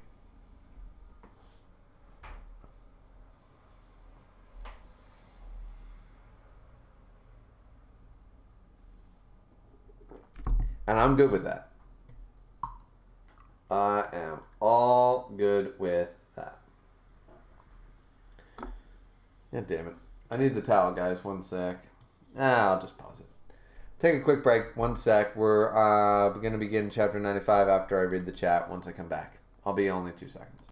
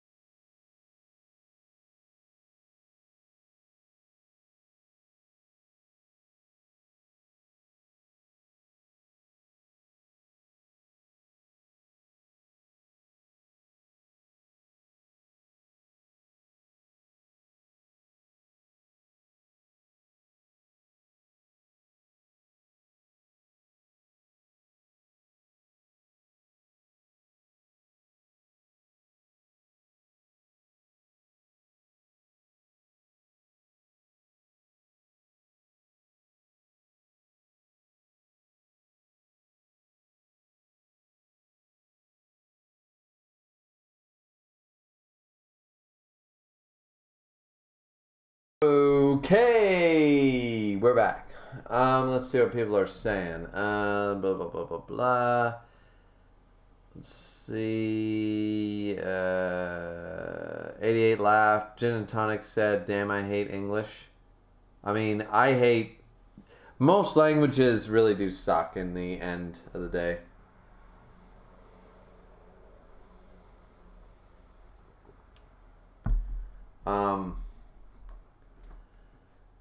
But yeah, there's a lot of problems with a lot of things. And here's the deal. If you are not a native speaker of a language, you are never going to fully get the pronunciation right.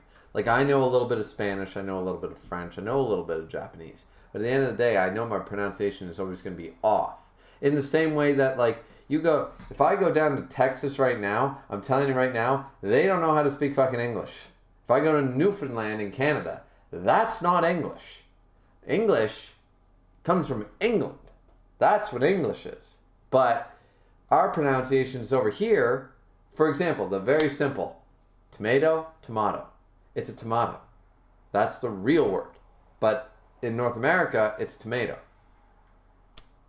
But, you know, so like you're never going to appease everyone, and nobody's going to be a master of everything. It's just impossible. So some things I'm just going to flat out get wrong. So I do apologize in advance. So, Geen and, I don't know, what's another way to say tonic? Tunic.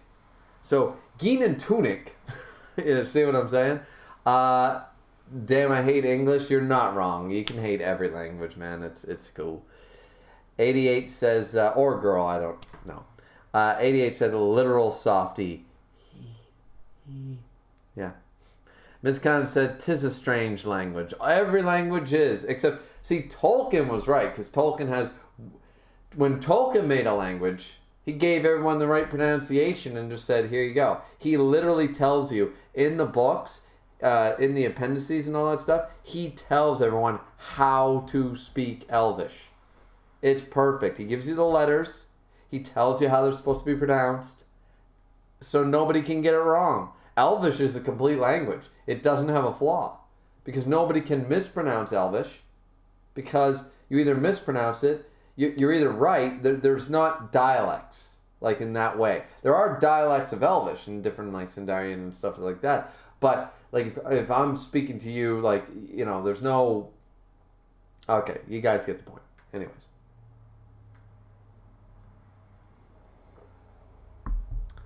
Gin Tonic said short E, as in words such as bet, left, get.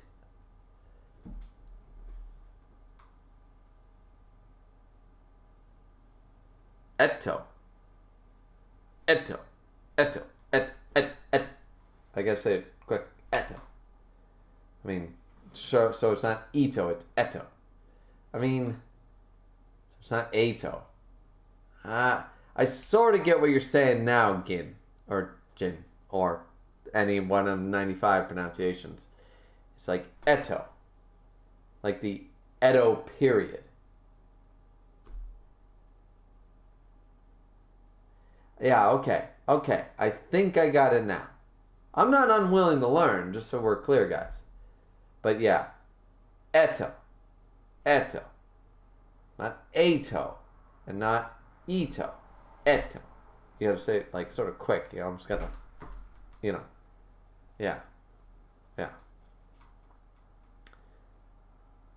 That one, I'll conceive that that's a good pronunciation, because that's not Ato, which is ATO. And what the fuck would Ito be? Would you have to put two E's or some shit? Anyways, but yeah, okay. Miss said, one time Koji started speaking Elvish while we were playing D&D. It hit me like a truck. Can he speak good Elvish? Dorvi Gatanin. Like that?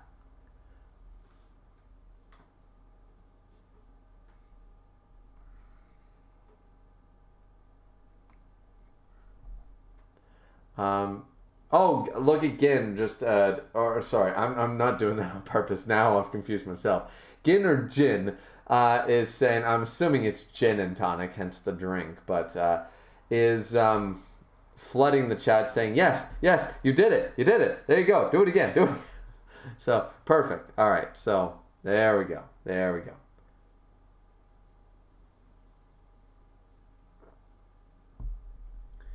Curiously, Jin, where do you hail from? You don't have to say. You can just say the continent if you're not comfortable with the country or whatever. But I am curious.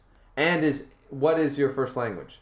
I am always curious when people play with pronunciations and stuff and correct me. I always like to know like where their background is and where they're from, sort of idea. Fun fact: did you guys know actually? And Misk and Caden and other people in here will definitely like this. Vib actually does speak British English. That's the English he knows. He knows the right English. But when he translates chapters, he does it because he's trying to appeal to the Americans, even though he knows it's wrong. He told me that. He actually was raised on the British. In case you guys did not know that, that's the English he was taught. He knows that you belongs in color and honor and favorite, and he knows the proper British pronunciation of things. He knows real British English, the real English, but he Americanizes it just so people aren't confused or something. Like, I don't know why he does it, but he just does it. I was blown away when he told me that. It made me laugh. Caden said, love to learn new languages. Of course. Well, like, my wife speaks fluent in 2 languages. My grandfather spoke fluent in 5. I speak fluent in only 1. Well, I suppose, unless you want to count the Americanese dialect as a second one, but I don't. Yeah, I think that's it. Yeah. But I got to teach my kids, like, I'm learning Spanish right now so I can commune with my wife and stuff like that and talk to her and stuff like that. And also so that both our kids will become bilingual too. I've got no interest in learning French, but I would not mind. I do speak Japanese to my friend who lives in Japan. He always forces me to whenever we Skype and stuff, when we have time once a month. We talk, and I try to, he teaches me slowly but surely. Once a month is not enough, and he's gone leaps and bounds since he was here. When he moved over there, his Japanese went boom, boom, boom, boom, boom, and of course it would. You know, my Spanish was very good when I was down in Dominican for 21 days, right? I was down in the Dominican Republic. 21 days, my Spanish went boom, boom, boom, boom, boom. You know, then you lose it because you're not using it, right?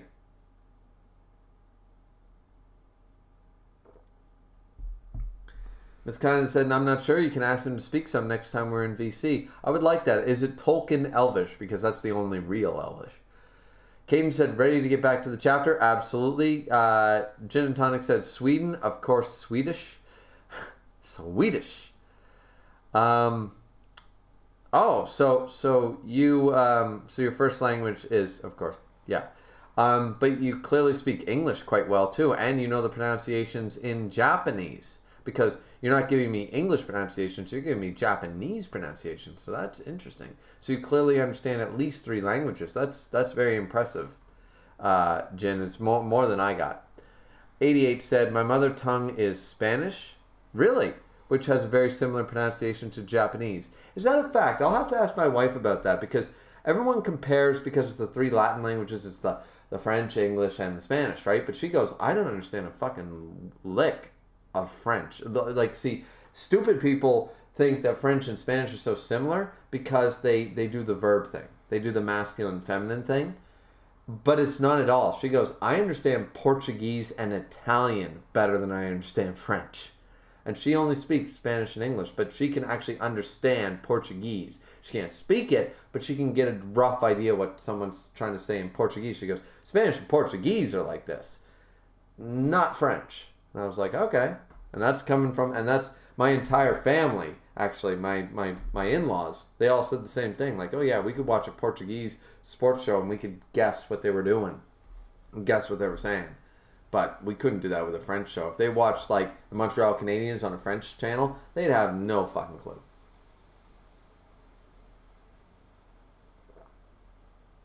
'88 says, I also know a bit of Japanese, but I always struggle with the kanji. Yeah, my friend has the same problem. And I don't even, I know like 5 kanji. I know the element kanji. That's it.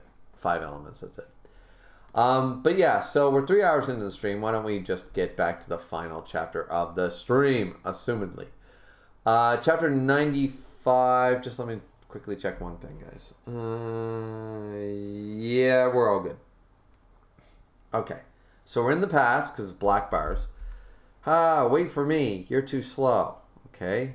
Little girls running up to somebody. Dad, Mom. Okay, I'm assuming these are the little girls that were turned into Rise's. Yeah. We see the dad. We see the mom. What do you want to be when you grow up? I'm a chef. I want to serve customers at my own restaurant. Then I'll be the customer. Hey, that's not fair. A chef and a customer. That's great. You two will always be together then. Yep, we were born together, so we'll always stay together. You and Mom too. That's right. We'll always be by your side. Ooh, and they ended up at the house. So is that, when they called him father, is that literally Kano? Ooh, because they've shown up at the same house. Oh my fuck. They showed up at the same house. His wife was killed by a ghoul, and that's the story. It's all coming together. Dr. Kano's wife was murdered by a ghoul, so he tries to find a way to eradicate ghouls from existence, or tries to turn the whole world into ghouls, or whatever his master plan was going to be. Okay. We're going on the one-dimensional storyline talking here, but this is what we're going to go with. You're sure this is it? Well, I'm sure. Yeah, this is Dr. Kano's mansion. Can I go now? I mean, I did my part. I'll only slow you down. I smell the scent of secrets. Let's go inside. It's enormous. I'd kill to live here. Are you listening to me? It's unlocked. So they open the door. That's not safe, not very smart. Let's split up and look around. Splitting up is a dumb... That's what people do in horror movies, and it's the worst idea. I hope there are no ghosts in here, says Banjo. Scary. Guess ghouls are scared of ghosts, too. Is there anything you're not afraid of, Banjo? Of course. Cats. Dogs. This place is huge. Madame. Yes? Where did you speak to Dr. Kano? I haven't been here too many times, but I think it was the parlor in the back. They go there. Doesn't feel like it's been used much. Furniture's covered in dust. What's the books? Literature from around the world. Economics, children's books, nothing that might lead to Kano. This is in Kano. Oh, it is in Kano. A family that lived here, maybe? And of course, he found the one book. Look at the size of that bookshelf. Pulls out the one book that has the family photo in it. I know it's a plot device, guys, but still, that shit. It bothers me in movies and it bothers me here. Like, if they had a connection, if they, knew, he loved William Shakespeare and you found the Romeo and Juliet on the thing and you opened it, then I would buy it. But anyways, it isn't Kano. It's not Kano. Okay, a family that lived here. Kaneki. We found stairs on the first floor. Looks like there is a basement. Okay, let's go. Oh, the problem is they're going to show up. The CCG, they're going to show up.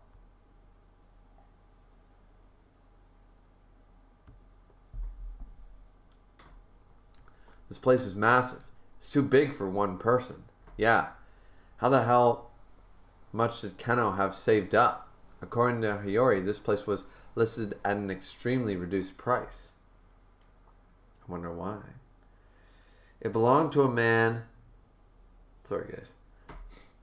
It belonged to a man who ran a trading business.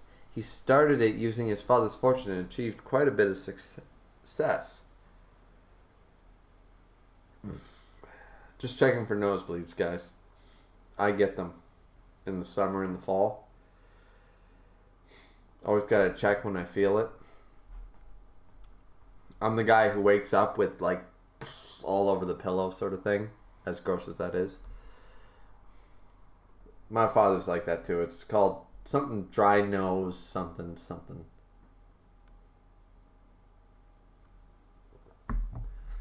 The man lived happily here with his family, a beautiful wife and daughters, truly the epitome of happiness. But something happened one day.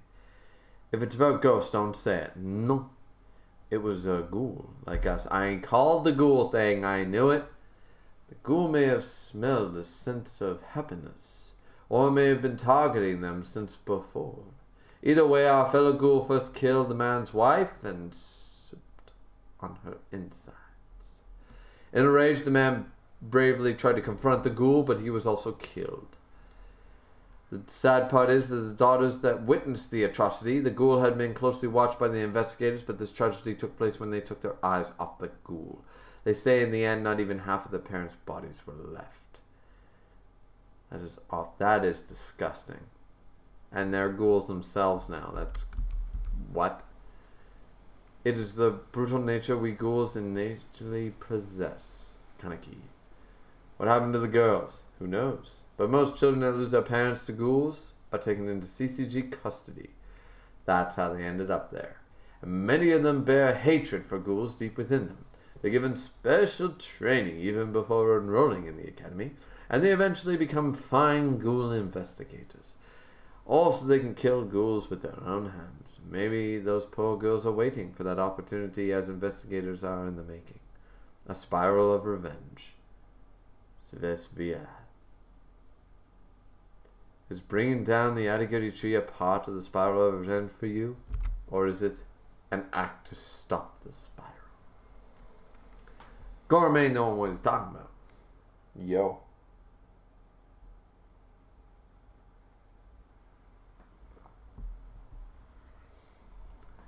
We've been through the entire basement. No signs of Kano here. Actually, no signs of anybody here.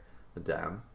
I'm not lying. Dr. Kano did in fact have me over for a meal at this mansion. Is that the truth? It is. Are you sure? I am. Bam. Are you sure? I'm not lying. Doesn't seem like she's lying. I'm sorry. He's either out or on to us. Hey, Kaneki. What the hell is this? Something ain't right about this wall. How did you guys not know this? You've been through the entire basement. Oh, because he cut open the wall. Oh, what the shit? It's moving. Gross. This is, you know what it is? Kind of. It's my first time seeing one. It's like the 24th Ward's wall, an RC cell wall. A wall of meat made from kagune. I hear theoretically it's the same as a quinkui. It's a technology developed by ghouls, and the only one the 24th Ward ghouls know about. It opens and closes, regenerates itself when it reacts to a kagune. Painted, and it looks like any other ordinary wall. Because of the wall of meat, the 24th Ward is considered extremely difficult. But why is something like this under the mansion? If this is the Dr. Kano is doing, what more is it capable of? Ooh, and the security camera moved. Dr. Kano, I know you're there. Ooh, and he's looking on. Shiro, Kuro, we have many guests. Please greet them with class. Okay, Dad. Now, okay. We'll move on to the chat, but then I got a question for Misk. I got a big question for Misk.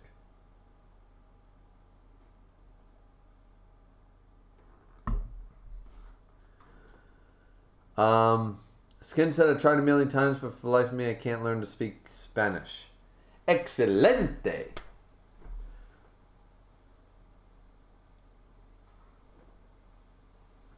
Well, then you're just loca. Well, you'd be loco, assuming you're... See, that's the problem when you're an English speaker. You don't understand the masculine feminine thing very well, and it's very hard to learn unless you grow up in a bilingual household with like French or Spanish alongside of English, because most other languages have masculine feminine. English does not, so it becomes difficult because you have loca and loco.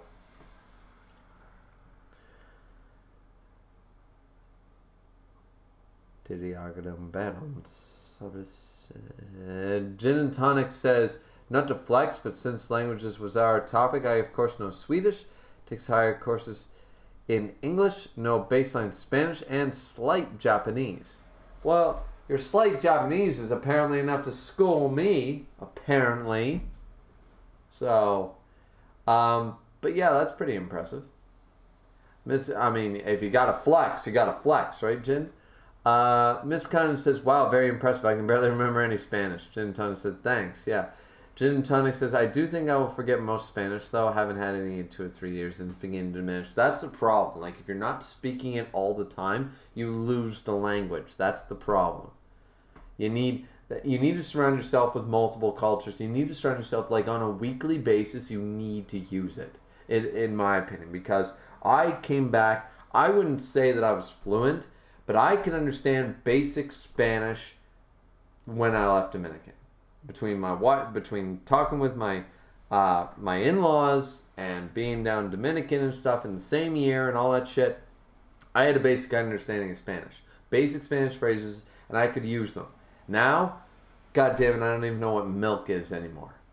You know, like, I know agua, that's water and stuff like that. Like, I know some words, but I lose the phrasing. I lose the, you know, it sucks. It really sucks. When my wife's here, it'll be easier because I'll be speaking Spanish to her every day. So, it'll get easier. But I understand that problem, Jin. I really do. Miss Gunn says if it's about why to end here, it's the start of them getting into the lab. 88 said loco is masculine. Yes, it is. But I said that because I said loca to skin when I said or is it loco, because I don't know if skin is male or female. So therein lies the problem.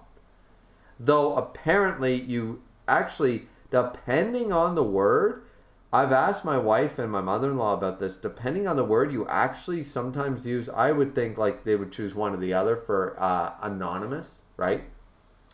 But apparently you go with the female for some words and the male for others, so it's completely confusing. You generally say loco, and if you find out they're female, then it's loca. But you generally go loco. So 88 says usually the words that end with O are masculine, those that end with the A are feminine. That's exactly how the Spanish and French, well, at the very least, I know that's how the Spanish works. It ends with an A, ends with an O, and it's the same word. It's masculine and feminine. But if you don't know, which one do you use? You would think that, like, with male dominance over the course of history, you'd think it'd be the male, but sometimes it's the female variation that is used as the appropriate. So it's interesting.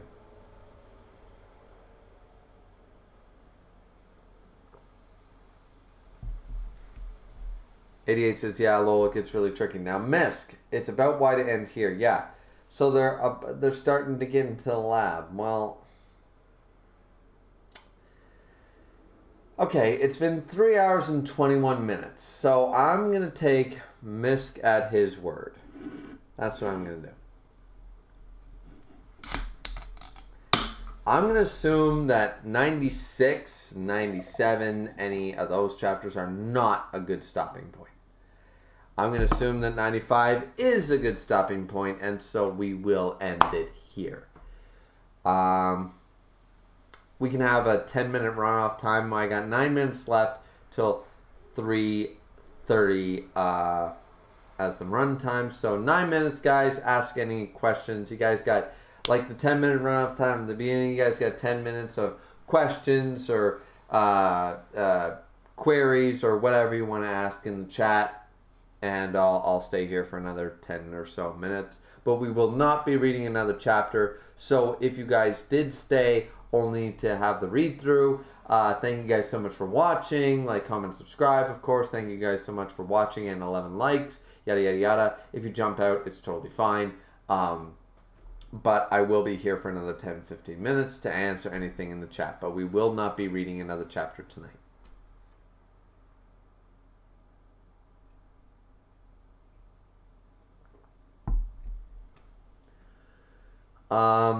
One Man Gang says, I feel 98 has a really good cliffhanger.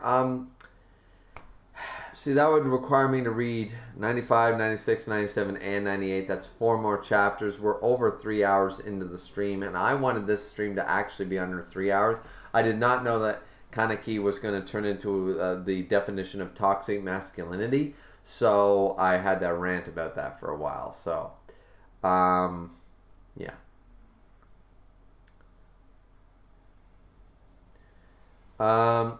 Gin and Tonic says, some back of the head theories you have. On what? On Tokyo Ghoul? I think Yoshimura is the one-eyed king. I think that Kano. That's my biggest one right now. I think that Yomo and Uta are probably top 5 in the verse. I think that, as I said, Yoshimura is playing both sides of the field now. I think that either Kaneki or Toka is going to die by the end of the series. And I think we're going to learn that Dr. Kano is doing all this for the greater good, and it's going to be some gray area. Those are what I got. 88 said, here's a fun fact that wasn't mentioned in the manga, but by the author. That suit that Kaneki has now was made by Tsukiyama.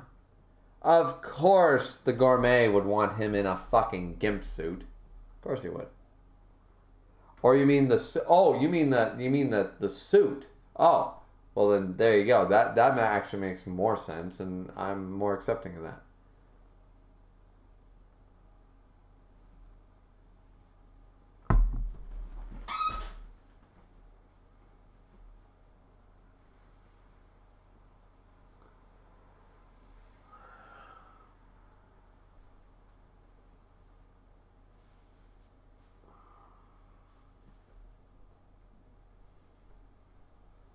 Skin said, good predictions.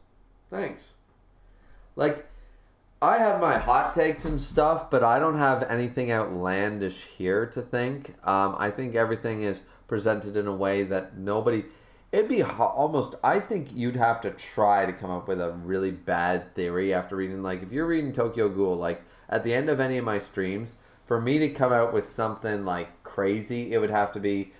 Nazis are involved or something, like, you know, and then you have the Helsing Abridged thing, like, that would be retarded, you know, but they were involved, right? Like, if I don't have any outlandish theories, I don't think, because everything sort of leads me to believe certain things, right? And clearly... Ayato and Toka's father is alive and working on, and probably the developer of the Queen Kui. I believe that. That's my other thing. He's working with them, and he's the developer of the Queen Kui. Gin and Tonic said, just wait until it gets revealed that Hinami is the one-eyed king. Wow! That would be amazing. Now, it still wouldn't take the fact, because since Kaneki did not know that until he went to the bar and he still had her living there, it still doesn't take away that he brought a little girl to a knife fight. I don't care. Miss Khan said, that's a joke, by the way. I gathered that. Skin laughing his ass off. 88 said, and speaking of Tsukiyama, in this chapter, Tsukiyama mentioned Hori, a character from one of the Tokyo Ghoul novels that was posed around the same time these chapters were released in Young Jump. Oh, that's cool. Are we going to meet this person? I assume probably in Re or something like that. So yeah, that's pretty cool. That's pretty cool. Wow, chicka, wow, wow. White boy dancing. I drew the master sword.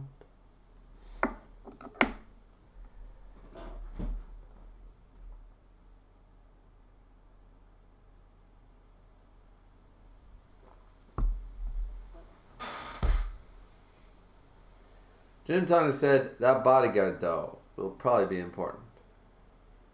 Which bodyguard are you fucking talking about? I'm going to scroll up. Which fucking bodyguard? You said the bodyguard of who? Oh, the bodyguard of Kano. Yeah, the bodyguard of Kano. Of course it'll be important. It's a ghoul. Miss Kano said, are they? I mean, maybe. Kano's important, so I assume the bodyguard is semi-important in some way. But then again, I thought Jason would be important, and he's important for the development of Kaneki's character and nothing else. Hyped up to be a bitch. Very boring. Skin said, Griever's gonna lose his mind when it's revealed that Yoraku is the king. Yoriko is the king of the ghouls? I mean, yeah. Skin laughing his ass off. One man gang said, you said before that you heard that Tokyo Ghoul Re was bad? No, what I heard was that people think that Tokyo Ghoul is better than Tokyo Ghoul Re, and that Tokyo Ghoul Re the anime is abysmal. That's what I've heard. Miss Condon says, it's not, as I discovered myself. Yes, Miss just finished Tokyo Ghoul Re, so there is that. Jin and Tony said, Miss, I can actually remember if it's stated in the manga who it is. I can't actually remember who it is. Who's the king of the ghouls? I don't know.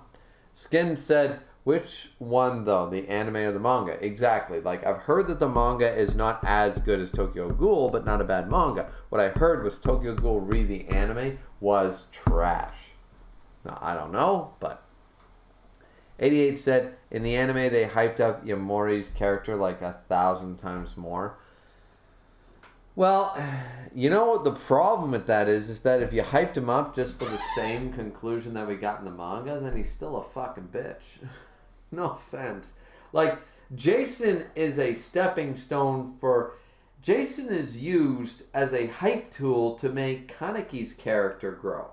And don't get me wrong, Kaneki's character growth development based on that is amazing, but it doesn't make that the torturer to... You know, he's a stepping stone on his development. There's no development for Jason as a character, and the fact that you brought in Jason to do it, I mean, I guess a worthy title to do this to our main character, but like Jason as a character, take away the development that Kaneki posed. Forget Kaneki for a second. Is Jason a great character? I would say no. He's not a bad character, but he's not a great character. He's honestly a bit of a disappointment of a character.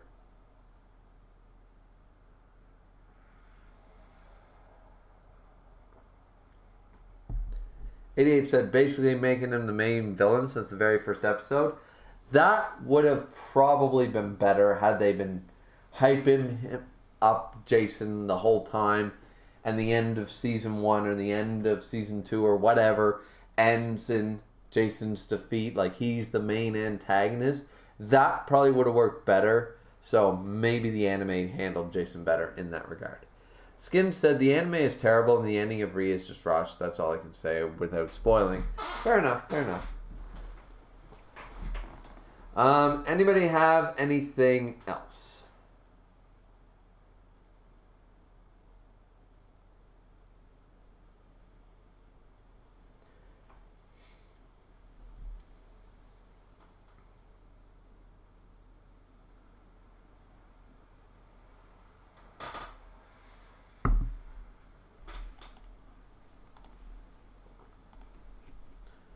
I will double check Discord really quick to make sure nothing else was added to the fun.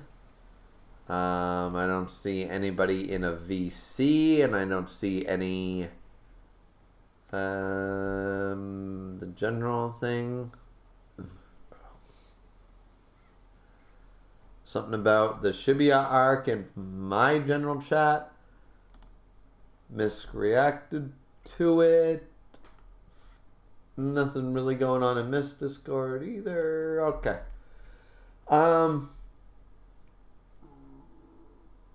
So Skin said, I will say that the first Tokyo Ghoul opening is one of the best openings I've ever heard. I will probably check that out on YouTube. I think it's the most watched anime opening on YouTube. I would disagree because I'm pretty sure like we have things like the Pokemon opening or the Sailor Moon opening or the Dragon Ball Z. Like Tokyo Ghoul might be amazing, but like nostalgia makes people go crazy. Here, I'll check it right now just so we're clear. Let's see. I'm gonna look up the top search Tokyo Ghoul opening 1. First opening, the top one is 50 million views. Okay? Okay. So let's look up. I mean, it does have 50 million views. So let's look up a few other views. Now, granted, a lot of things were taken off YouTube many times for copyright and stuff like that. 50 million is quite a lot, though. Like, Jesus, I didn't expect that from... Oh, but it's Funimation themselves. Okay, well, that's going to be different. I want to know. Now I want to know. Yeah, let's go... How do I search that? I wish you would stop doing that. 50 million views. That's fucking... Actually, that's crazy. So I just looked up... Pokemon had like 10 something. Sailor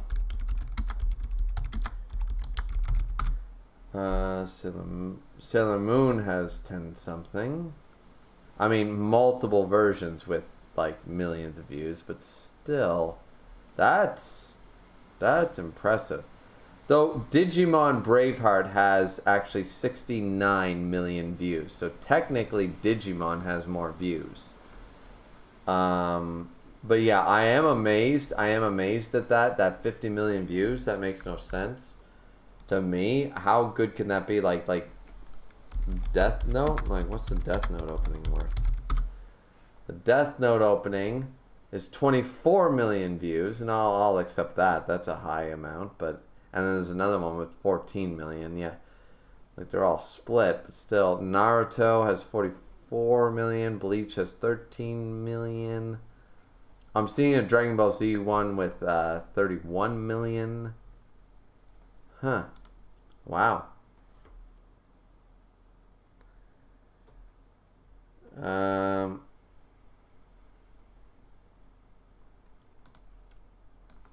But yeah, I will mute myself for a second and I will watch Tokyo Ghoul opening 1. How about we do that? Let's see, filters.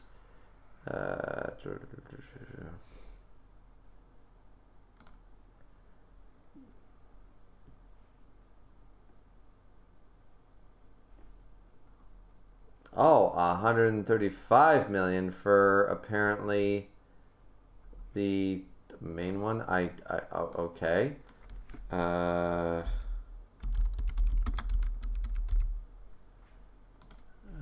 see the same thing.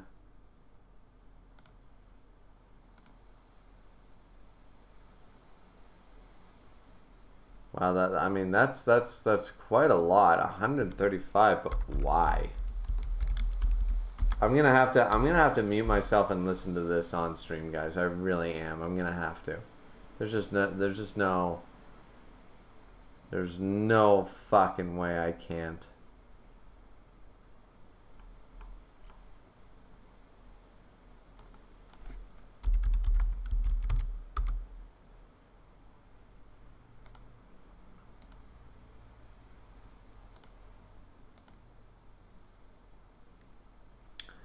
Yeah, because everything else has like 30s and 60s and 70 millions, but not Tokyo Ghoul. Apparently one video, like, after that, it's like 87,000 and 268,000 and stuff. But let's check the one that has 135,000.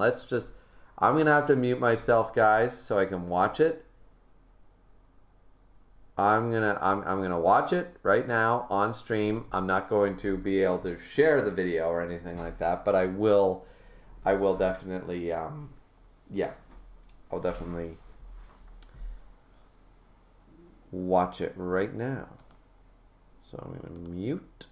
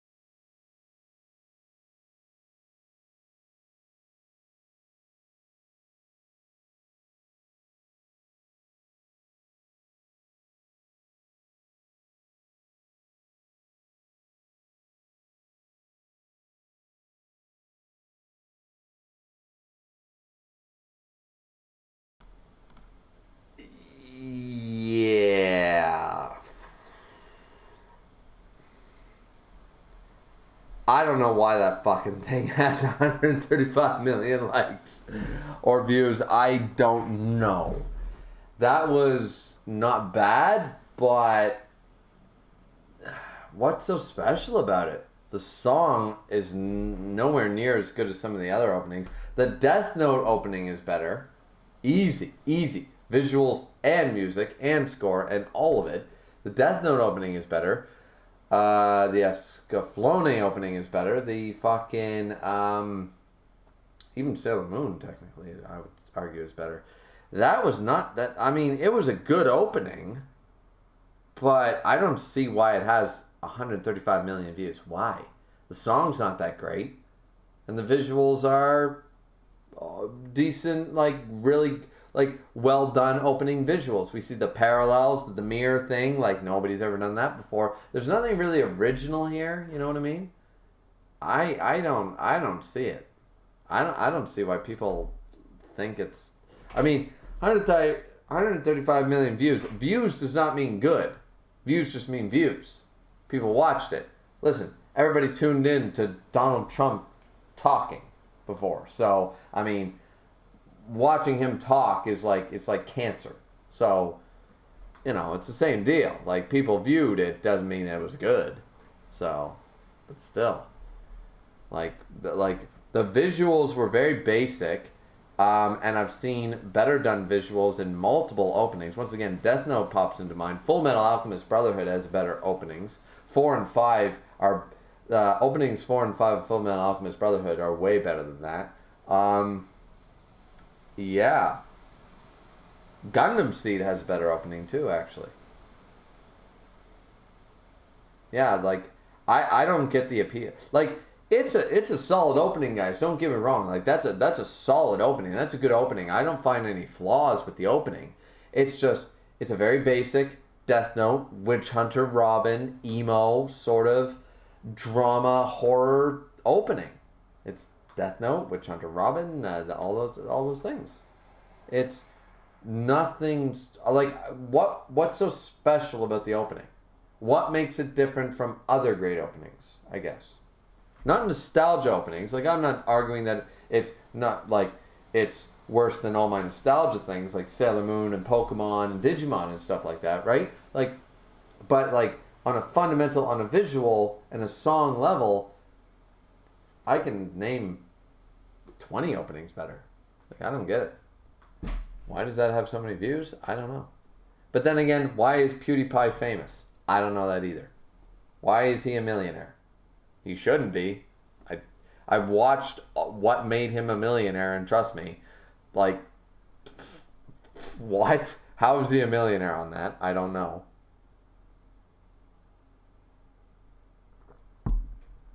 But yeah. Let's see what people are saying in the chat.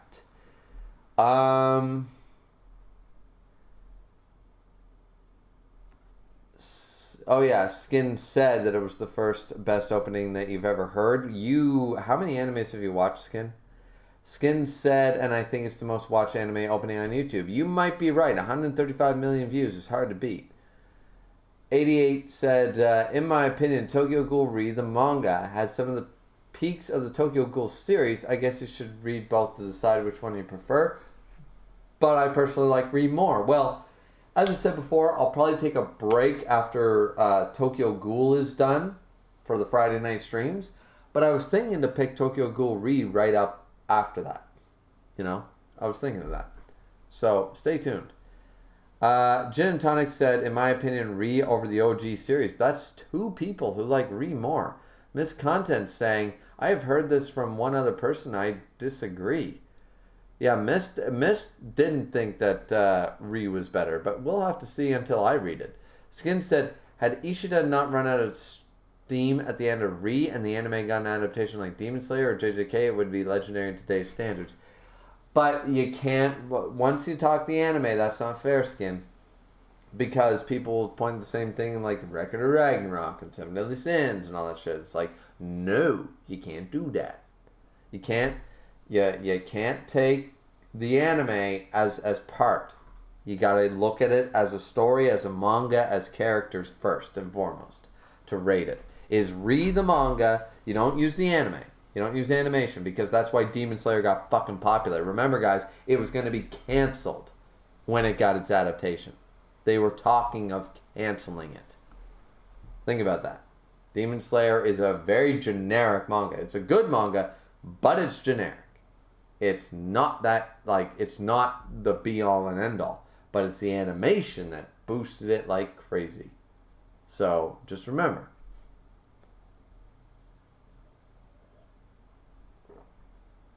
Skin said, nah, bro, it has 135 million views. Yeah, I saw that from that weird channel that, which is that it was posted in 2014. That being said, granted, if that was based in 2014, let me just check one thing really quick, just for my own.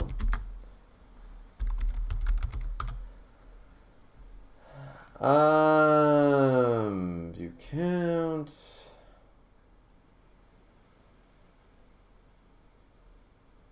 I mean, fair enough.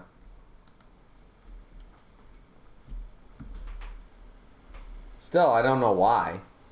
88 said, also the issues with the Re-anime has more to do with the actual animation. As far as story goes, the first season of Tokyo Ghoul Re was the most faithful adaptation after the live action. There's a live action? What the hell? Miss Content said, does Re have a better peaks than part 1? Maybe it might. Some of those peaks are pretty damn high. I'm going to have to read it for myself to know. Skin said, but the lows of Re are lower than the lows of part 1. True. Says Misk. Okay, interesting. Skin said the song and the visuals. The song was not even, I wouldn't even put it on my iPhone.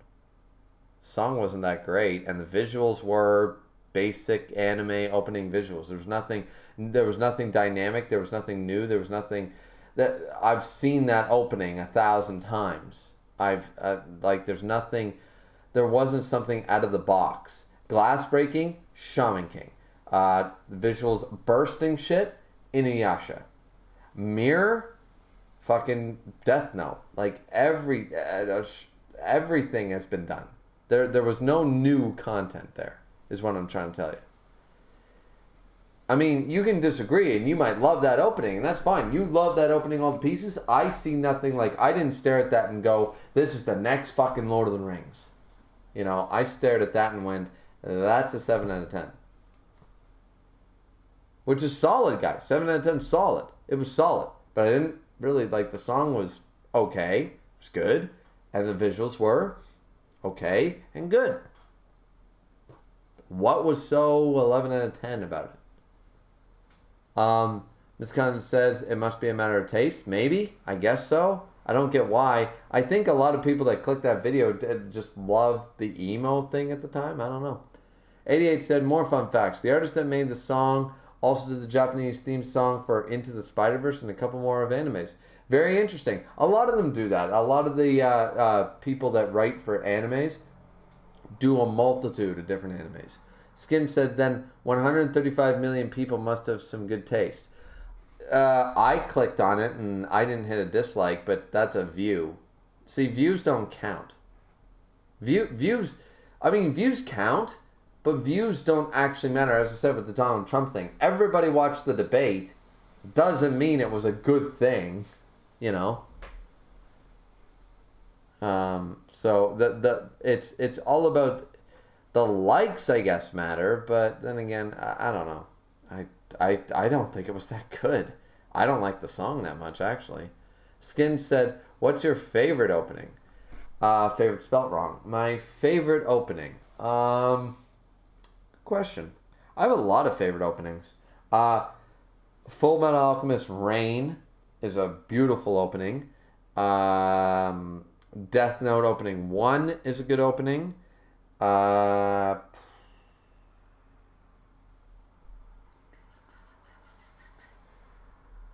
Oversoul from Shaman King is a good opening. Northern Lights is good too. Inuyasha had 1 or 2 good openings. Inuyasha had better endings, actually.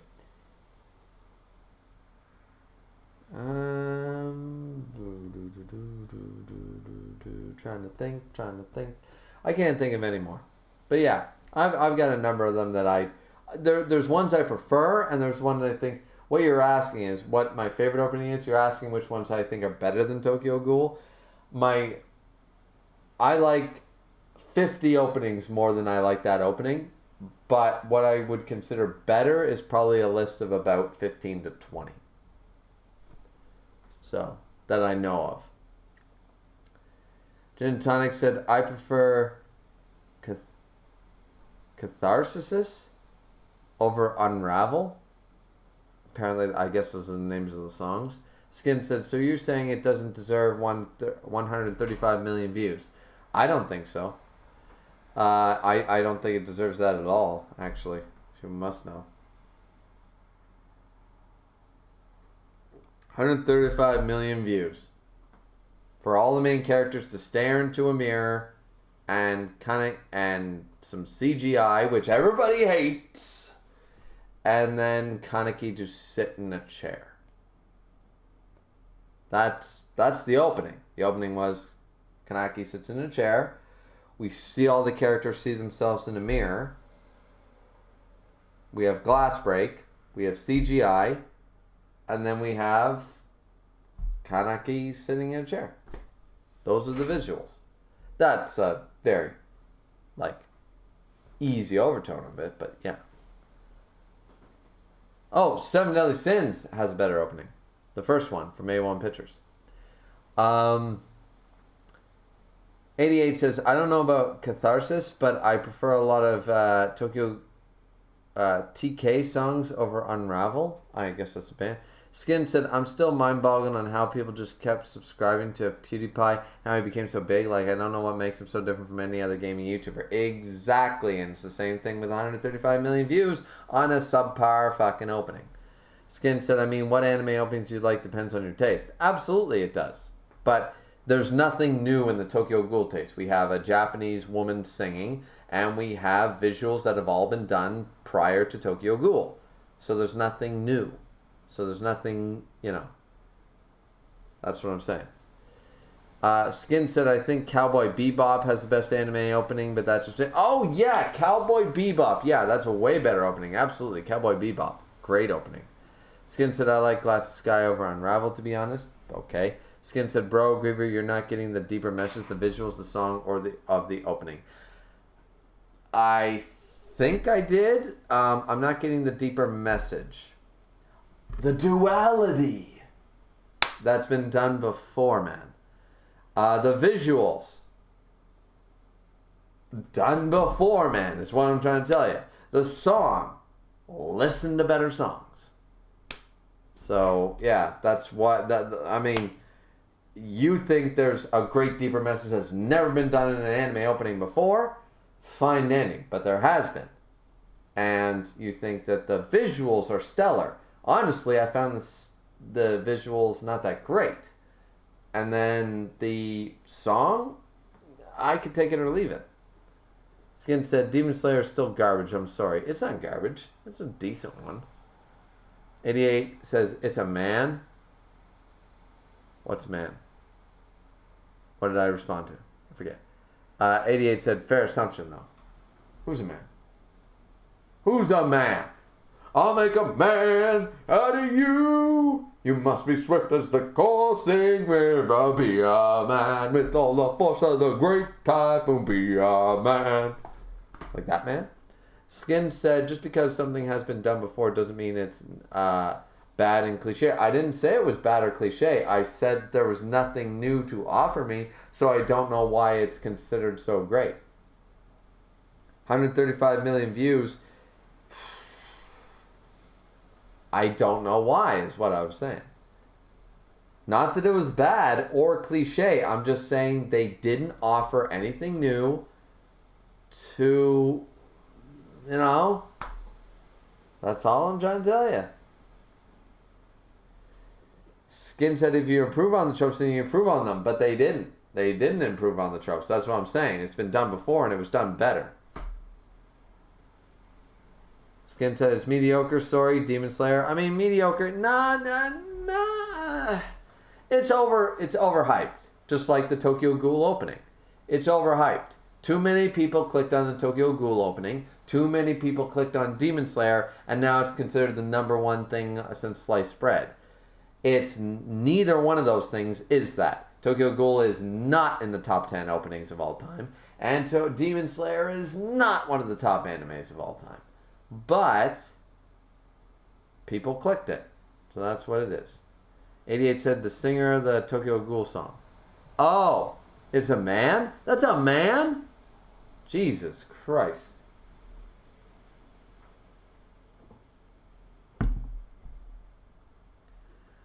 Skin said, what anime opening do you think there's 135 million views? Probably none of them. Sailor Moon, Digimon, and Pokemon and Dragon Ball Z all hovered around anywhere between 30 million and 60 million. So, I mean, I'll look up some of my, like, what I think are the best of all time, I guess. Like, the first Death Note opening is, I mean, flawless. Let's see, Death Note opening, filters, view count. The highest one has 24 million views. Now, Death Note, the first opening, is one of the best openings, in my opinion. Full Metal Alchemist Brotherhood Reign opening. Well, we'll just go opening for right now because maybe some people like, I know a lot of people like opening 1. Well, we'll go by view count.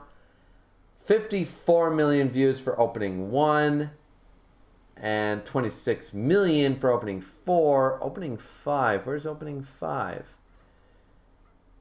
It isn't even in 10 million. Wow. Opening 5, 9.6 million. And I definitely argue that Death Note opening 1 and both Full Metal Alchemist Brotherhood opening 4 and 5 are far better openings than the Tokyo Ghoul one. Absolutely. What's another one?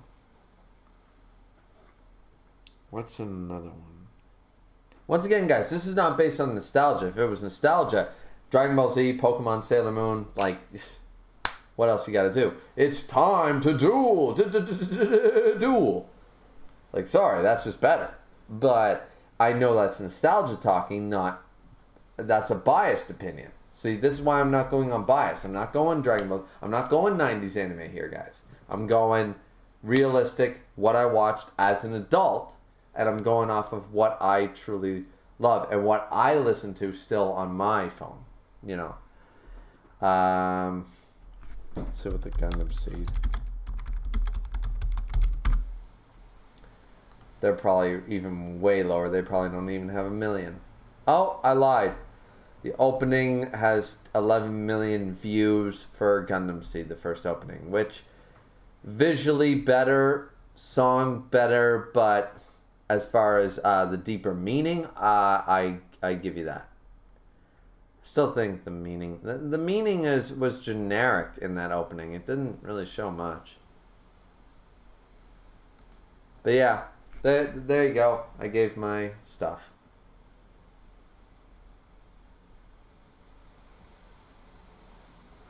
Let's see. Skin said, yeah, but why Demon Slayer? Yes, but while Demon Slayer is overrated and overhyped, the Tokyo Ghoul opening is not. Yes, it is. 135 million views is overhyped. Sorry, it just is. Skin said, the Tokyo Ghoul opening also won opening of the year for a couple of years. So, it's not that good. Skin said, FMB opening 5 is better. I disagree. How? First off, Full Metal Alchemist Brotherhood is a better story than Tokyo Ghoul, so the openings, you know, they tell a story that's better. And second off, no way. No fucking way. The song's better, the visuals are better, animation's better, everything's better. Haley said, you streaming for 3 hours. I'm going to end it here. It's going to be 4 hours and a few seconds. We just got on talk about openings. Skin said, the only opening in FMAB is the only opening you could argue to be better than Tokyo Ghoul opening. Only opening. I don't know what that means. The only opening in Full Metal Alchemist Brotherhood is the only opening you could argue to be better than the Tokyo Ghoul opening. Well, I picked number 5, but let's pick number 4 or 1 or any. Like, I didn't really care for opening 2 or 3 that much, but, and I don't actually like opening 1, but visually opening 1 is wonderful. Opening 4 and 5 are my favorite songs and the best visuals in my opinion, so. And got that, as you were pointing out, Skin, the deeper meaning, but.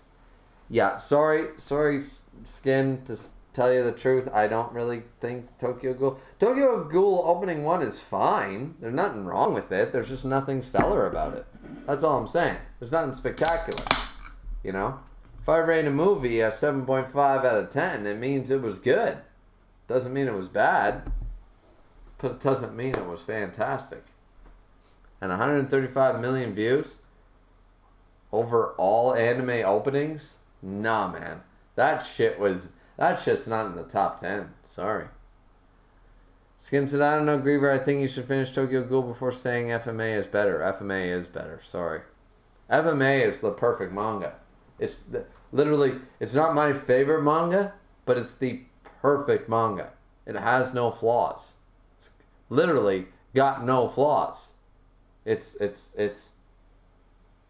not too long. It's not too short. The character development, the hypocrisy, all the shit that goes on. It's a better manga. Sorry, Tokyo Ghoul might have broken into my top 30, but it's not in my top 10. Just remember that. Then again, that's my favorites. But Haley said, Unraveled is great. Okay. Is that the song? It wasn't that great to me. Skin said FMAB is pretty overrated. You can't be overrated when you're the best. That's like saying Star Wars and Lord of the Rings are overrated. No, they're not. Lord of the Rings is the greatest book trilogy ever written. Period. It's not overrated when it's true. Skin said, but unlike Demon Slayer, I get why FMAB gets that much hype. Because it's the best. That's why. That's why. It's not overhyping when it is the best. Michael Jordan, Wayne Gretzky, and Babe Ruth are not overhyped. They're there because they're the best. Haley said Unraveled is a great song. It wasn't, it's not on my playlist, and it probably won't be. I'll listen, guys, before we go, I'll listen to it one more fucking time. And I'll just listen to the song. Okay? I'm going to mute you guys. I'll listen to it one more time and just listen to the song.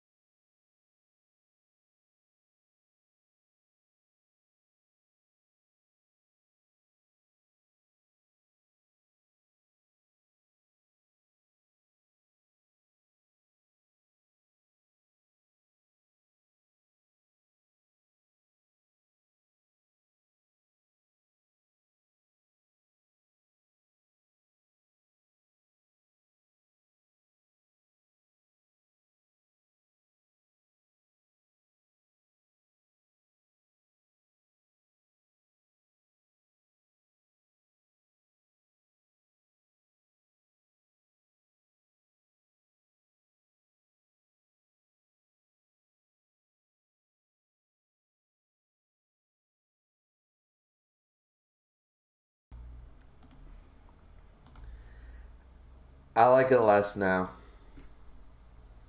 No, I don't like the voice. Can they sing? Sure, but I don't like the voice. Now that I've been told it's male also, I can see it, I can hear it, and I didn't really like it. So, sorry guys. I don't like Unravel. It's not a very good song. Skin said FMAB is pretty overrated as is, to be honest, but I don't like to... Haley said, plus, Ed hates milk. That scene is so funny. Yeah, that is. Skin said, Hunter x Hunter, though, that's an almost perfect anime right there. Yeah, sure. Okay, so we're going to end the stream right here because this went half an hour longer than I wanted it to. Anyways, thank you for Skin and 88 and everybody in here to make me listen and watch the most watched anime opening of all time on YouTube. And YouTube views is all that matters. But yeah, so... Yeah, no, final thoughts, guys. I think that the Tokyo Ghoul is still pretty amazing. I don't like Kaneki's treatment of Toka. I think that's hypocritical and bullshit. But overall, still, Kaneki and his development is pretty good. The chapters were pretty good. I like the development we're getting with Kano, Dr. Kano and all that stuff. That's really good. So I'm really looking forward to reading more. Mystic will probably tell me what's a good ending point for the next stream next Friday. So definitely stay tuned for that. The ending, when we were talking about openings, the Tokyo Ghoul opening, as I've already said, I don't think it's top tier. I think it's decent at best. It's a B ranked opening at best. And I also don't really care for the song. Listen twice. But, yeah, I mean, that's opinion-based, guys, so you guys take away from it what you will. Personally, I don't think it deserves 135 million views, but that's just me. Like, comment, and subscribe. As always, it's always very much appreciated. Don't forget to drink responsibly, as always, with the real king of animes right here. You know, like, I mean, here's the prince, at least, so... but let's chill out with the king of anime themselves. And we will see you guys back here next time for next Friday. And Tokyo Ghoul Chapter 96 onwards. It should be exciting. Don't know where we're going to stop. Who knows? Drink responsibly as always, ladies and gentlemen. See you next time.